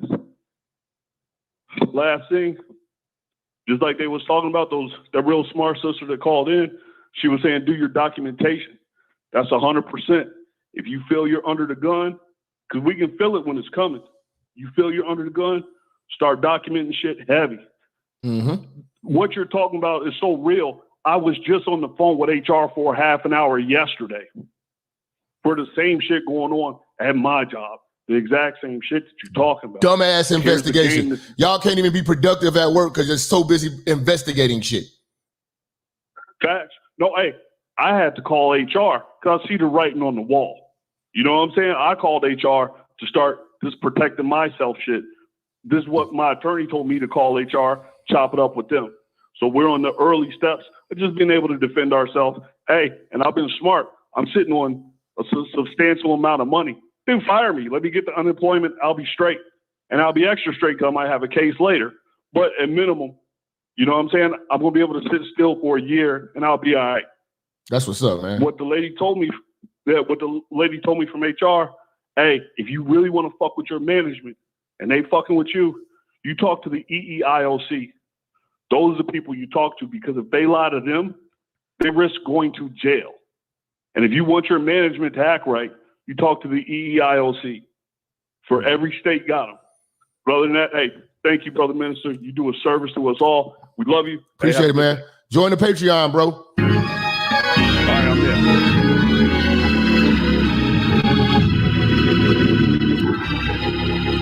Who we got on the line? Oh man, you got talking in the phone, Ashy. We got Ashy foot in the building. We can't hear you, bro. Can you hear me now? Yeah. Hear me now, first thing first. Now, let's get it right. I've been all over this place, Minister Jap. I'll tell you one thing for sure. These peasants class, you call them immigrants from diaspora, banana boat, these are the second they're trailing the white women up there.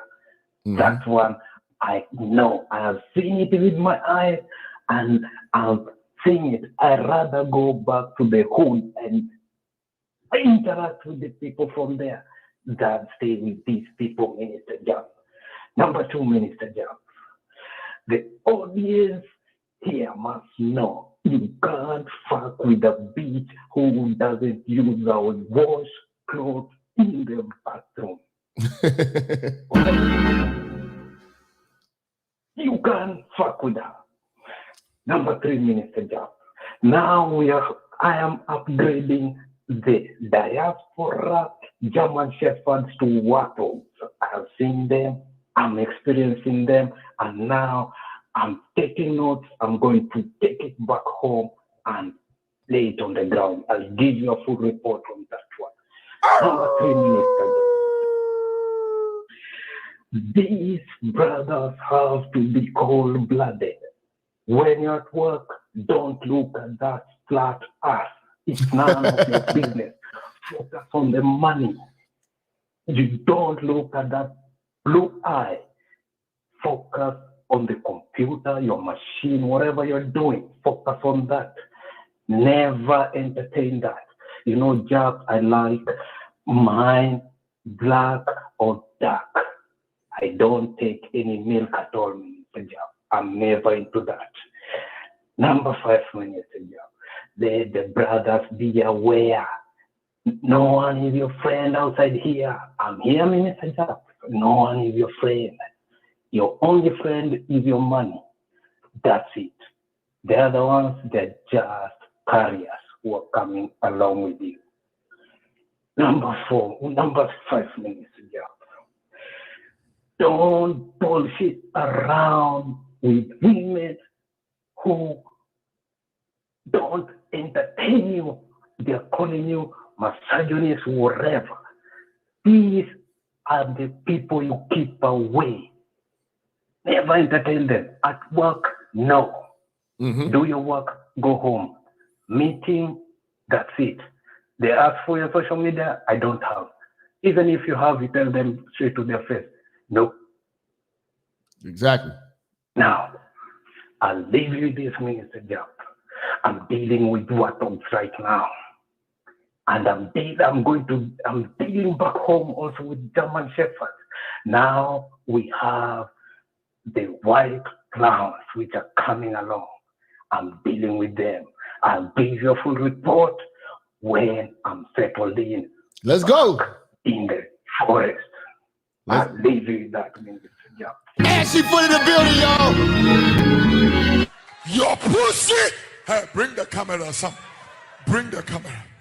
All the young girls who want to make life with pussy, your pussy will perish with you in hell. May your pussy perish with you. May your smooth pussy, creamier pussy, and tight pussy perish with you.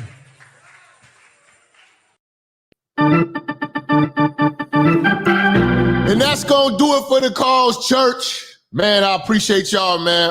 We got one more Cash App that came in. I got a salute to Craig coming through with the $10 holler. Hey, man, it's always been a pleasure, always been a blessing, man. I'm gonna see y'all later on tonight. But before we go, make sure y'all go visit me on truthsocial.com, Minister Jap, on Twitter, at Minister Jap on Twitter, Facebook, Minister Jap page, Minister Jap Church. Also, the church check-in group. Thousands of motherfuckers in there just like you talking this real shit. Make sure you go over to Instagram, Minister Jap Church, Minister Jap Network. Follow the Instagrams. MinisterJap.com for all Minister Jap apparel, baseball shirts, all that type of shit. We got everything for you. Go to MinisterJap.com, get your apparel. Church check-in single is available on Apple Music, iTunes, and Spotify. Download the song for $1 some change, or you can stream it. Either way, show some motherfucking support. Last but not least, join the Patreon. Starting at $5, you get access to all types of banned from YouTube, public footage and videos and all types of shit. You know what I'm saying? If y'all want to go see that impactful video, 7 Ways to Survive White Women at the Workplace, is available right now on Patreon. Make sure y'all go over there, become a member, and support this motherfucking church. Thank y'all for everything that y'all have done. All the support y'all give me, man. I can't do it without y'all. This show is completely fan-funded. Without the fans, we are nothing. Thank y'all so much, man. I'm out. I'm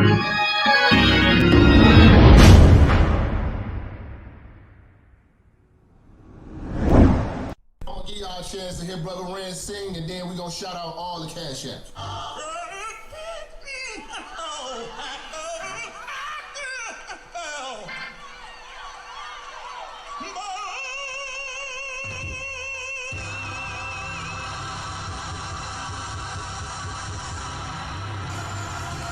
Yeah, it's Minister Jap.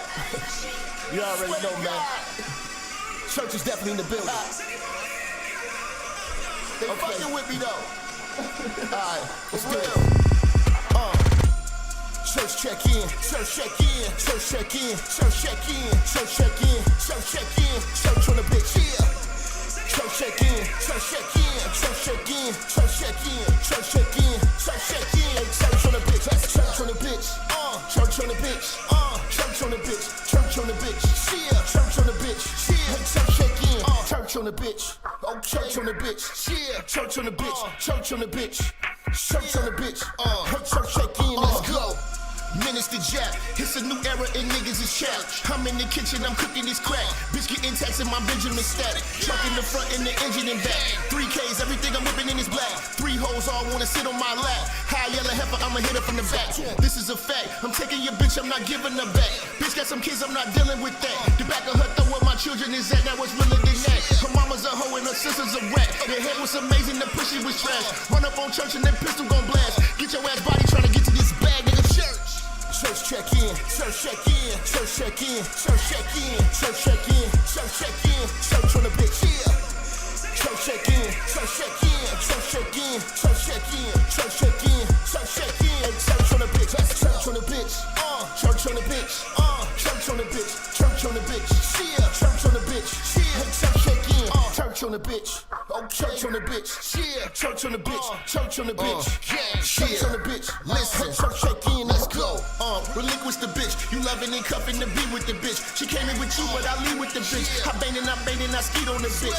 They be like Jap conceited and shit. I push it to start, ain't no key to my whip. Believe in the game, don't believe in the bitch. I listen to sin and the rest of the pimps. You chasing the bitch and ain't chasing the check. You look like a bitch when you making them threats. You talk how you talk cause you safe on the net. When I see you, no talking, I'm breaking your neck. Catch a nigga like I do, I'm dirty on sight. Whole lot of bargain, but I bet he won't bite. Bet a nigga won't roll the dice with his life. Double cross church kid, crucified twice, nigga. Church check in, church check in, church check in, church check in, church check in, church check in, church on the bitch, yeah.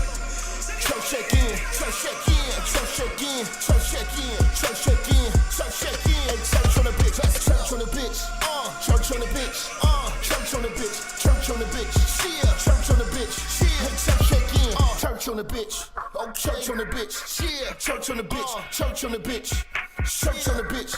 Hey, church check in, let's go.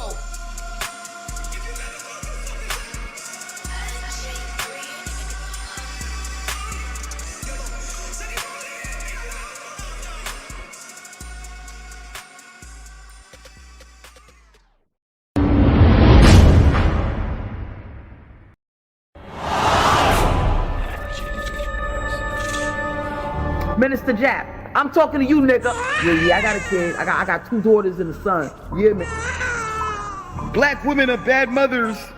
And that's why you having a baby by the motherfuckers you had a baby with is your fault. That's why you being a single mother is your fucking fault. That's why being a baby daddy ass nigga is your fault.